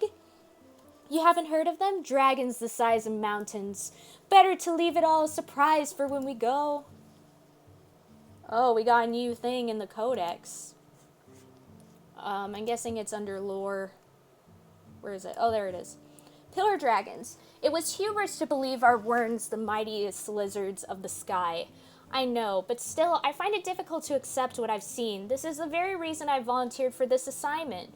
The dragons have stewards that look almost like us. Their ears come to a point, more elven than human, but aside from physical similarities, I do not believe we have much in common. I mentioned the stewards when interest is no doubt primarily in the dragons, as the stewards are one's path to the dragons. Accessing one, even just to witness, is a language process chock full of peril and unnecessary ceremony. I wonder why such beasts are so cowardly when little could threaten them. The dragon I saw flying east into the mountains was a rarity, I've been told. I'm trying to arrange a proper meeting with the only steward who will speak with me, even if I use the term speaking loosely. It's difficult to tell if I've made any progress, but I am determined. Why haven't we set Relico to her old friends? She really couldn't offer any more explanation? The stewards are keeping secrets, and I would be a fool not to see similarities to how we keep the secrets of our werns. Scout Luendrassi's second Gora Dragon report. Interesting. You Gahalians sure like to tease with information. Go on, I should keep you. Besides, I'm going to get into a little mischief, and you're too dangerous to have around with that Kunthatal of yours. Well, one last person to talk to. Vadian. Vadian was talking with a pair of twins. The closer I got, I realized the twins also looked a great deal like Vadian. I guess at first they were siblings, but recalling how strange elves age, they could have been anyone to him. Daughters, even. Hello, Vadian. It's good to see you, Alenka. I actually saw the Grand General's introduction firsthand. I couldn't believe my eyes. The twins looked between me and Vadian twice before settling their gaze on him with expectation. I found myself smiling awkwardly. Vadian. Wait, no. Vadian. Aren't you going to introduce us? Oh, sorry, Alenka, these are my sisters, Quinlidel and Resagne. Oh, sisters, I was wondering if they were your daughters. Oh, how terrifying. We're not nearly tender-hearted enough for that. You must have a big family. Your relatives are everywhere. Our extended family, yes, but Vadian, my twin, and our little sister are all there is of us siblings. None of us have had children of our own yet. Oh, hi, Rolf. Hello. Welcome to the stream. How are you doing? What's up? A fairly small family for an elf. Really? Because to hear Lacey say it. Vadian snorted and shook his head. He'll say whatever suits him. It doesn't need to be true. Are you both scouts as well? No, we're healers. In training. Healers in training. Sagne lasagne. Pretty good, having a chill day. These elves look like they could use some sun. Too real. Too real. I mean, there's a reason we call it Elvish Twilight. We've nearly completed our training. Younger sisters, then? The twins nodded. So, the 3 little sisters, Vadian? Sounds about right. What does that mean? I shrugged innocently. Well, I wouldn't suggest your troubles are all behind you, but you've come a long way. I am very impressed. We are as well. Vadian's mentioned the perils of your situation. I'm excited to learn more about the Kunthatal. If you find yourself wanting the opinions of healers, we'll be glad to assist. I caught sight of Vadian rolling his eyes. Anyway, Alenka, how are you feeling? Isn't that just like him? I'm not sure I've got a full grasp on the situation yet, but relieved, I guess. All 3 nodded. Yes, of course, anyone would be. Like I said, still not out of the fire, but I guess the odds have shifted. Though I'm certainly not clever enough to tell more than that. Maybe we could help. Study your body. Alenka, come look at this painting. Nice save, honey. I followed him, fully aware he was simply fleeing his sisters, who also seemed fully aware of the fact. I'm sorry about them. Don't worry. Don't worry, Vadian. He smiled. Listen, I wanted to tell you, well, I'm glad things worked out for you and Lone Ray. He's not a very stable man. He exhaled uneasily. I wish I could have gone with you to that party. Heron said some of those Buwan and Crimson Lake apothecaries tried to poison you, but you survived on your own. It's a party, though, and in Dulia's house, where I'm confident he frowns on dueling, so... Congratulations, Alenka. Justice may be found in Gallia after all. Oh, bye. I don't want to antagonize anyone, so I guess we'll just find somewhere comfortable to sit. Most of the elves in attendance were standing about in conversation, which left a number of the soft chairs lining the walls mercifully available and welcoming. Thinking I'd be able to shrink into a corner and be forgotten proved far too optimistic. And so we meet again, Alenka. Evidently retreating to a wall proved I was vulnerable, beckoning the hounds. We've never been formally introduced. He bowed deep. Ikare Filet. I found myself locked in response, unsure of what to do. It must have been apparent on my face because he laughed. Relax, you've been through an exhaustion trial and you need your rest.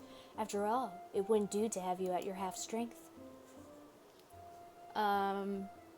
Did Dulier invite you? I find it difficult to believe Dulier invited you. Dulier owes me a lot of favors. And you used one, Akari, for this? How flattering. At my mistress's behest. I hope you don't think you're getting anything out of me. Ah, is that what you think this is? An interrogation? Torture, perhaps? Something I tend to draw out of you slowly, painfully, despite you. He shook his head, clicking his tongue at me. I need only watch you to get what I need, Alenka. And yet you are talking with me. I just wanted to say hello, and to wish you well in this exciting venture of yours. Goodbye. Thank you for coming, Alenka. The voice from behind came as a surprise, startling me. I spun around and gave him an unimpressed look. Nevertheless, his pleasant composure persisted. I looked past him at the elf he'd been talking to and found him staring at us with an annoyed expression. What did you say to him? Dulier turned to look behind him briefly, returning his gaze and smiled to me afterwards. Nothing at all. I was a touch rude, I suppose, but it is my house, and thus those little luxuries afforded to me. If there is anyone you wish to be introduced to, let me know. Many would be thrilled to have a chance to speak with you. Those who would not will instead thrill me as they squirm. Is that Lonray over there? Ugh, yes. What is he doing here? It seemed only fair. I didn't think you cared much about fairness. Hurtful. Nevertheless, he smiled at me. You looked refreshed. It's heartening to see. From here on out, darling, we are making decisions from a position of power. You are no longer hidden. He took my hand before I had a chance to protest and lifted it in the air. May we be bold. A chorus of elves shouting, Jolly! The second time in 2 days, a bunch of elves shouted a word I didn't know at me. Nevertheless, I had a feeling I could agree with the sentiment. I was going to let myself relax. Even if this sense of victory was a lie, I was determined to enjoying myself, to enjoying whatever I could. Jolly! Okay, I think we should save and call it a stream. Because it has been over 3 hours and my throat hurts a lot. So I think we can call it a time for now. But we've done a lot. Actually, let's check our stats first. Let's see where we're at here. So our cunning, kind of the same. I think it went down and then came back up probably. Our charm is almost, like, maybe at 100%. Same with our curiosity. Our tenacity has gone higher. My amity and faith have definitely gone higher. Charity seems high too. Everything seems to be doing pretty well.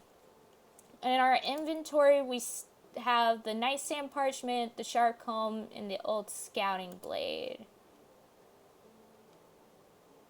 Let's actually read our history real quick. So, late spring 1031V. I was taken from Edric by an inhumanly pale elf seeking an ancient elven marrow. I accidentally consumed the marrow he sought. Midsummer 1031V, I arrived in Gallia and met the Onyx Chandler, however briefly, before succumbing to the strange symptoms I begun to experience. Late summer 1031V, I fled from Dulier's house. Lacey saved me from an assassin and brought me to a cabin in the wood.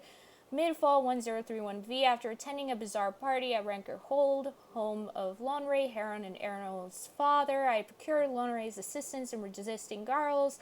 I wasn't given details on how Lonray managed to stop his father. Midfall 1031V, Garls made an official declaration of my appearance in Gallia. 3 scouts have been assigned to my command. That's so weird. I feel like it hasn't been that long, and yet we started in spring. It's been months. It's been months since we started this game, apparently. Like, in-game time, I should say. And that's kind of crazy. Like, it doesn't feel that way, if that makes any sense. Bitchelli just means death to human. Death to humans! Yeah! Yeah, I think we can call it a game for now. Oh, I didn't mean to straight up quit it. Oh well. We quitted it. So let's take that away. Where's my image? Wrong image. This one. There we go. But yeah, thank you guys all for watching. It was a blast with all y'all. It was fun. My throat hurts now, though, and I'm kind of hungry. So I think it's time for us to call it a day and for me to get some food and drink some water so my throat isn't dying. But yeah, so I want to thank everybody for watching. Love all y'all. Hungry for lasagna. Maybe. It depends on what I have tonight. I don't remember. But yeah. Anyways, yeah, thank you guys so much for watching. Since I told Garb I was going to raid him, let's raid Garb. Garbaggio. Garbage, son. There we go. We've done it. There we go. Time to head out. Yeah, thank you guys so much for watching. I love each and every one of you. I might stream tomorrow, I might not. I'm not sure since tomorrow is Christmas Eve. It really depends. But maybe. Maybe we'll stream tomorrow. Maybe I'll wait until after Christmas. We'll have to see. But anyways, thank you guys so much. Bye!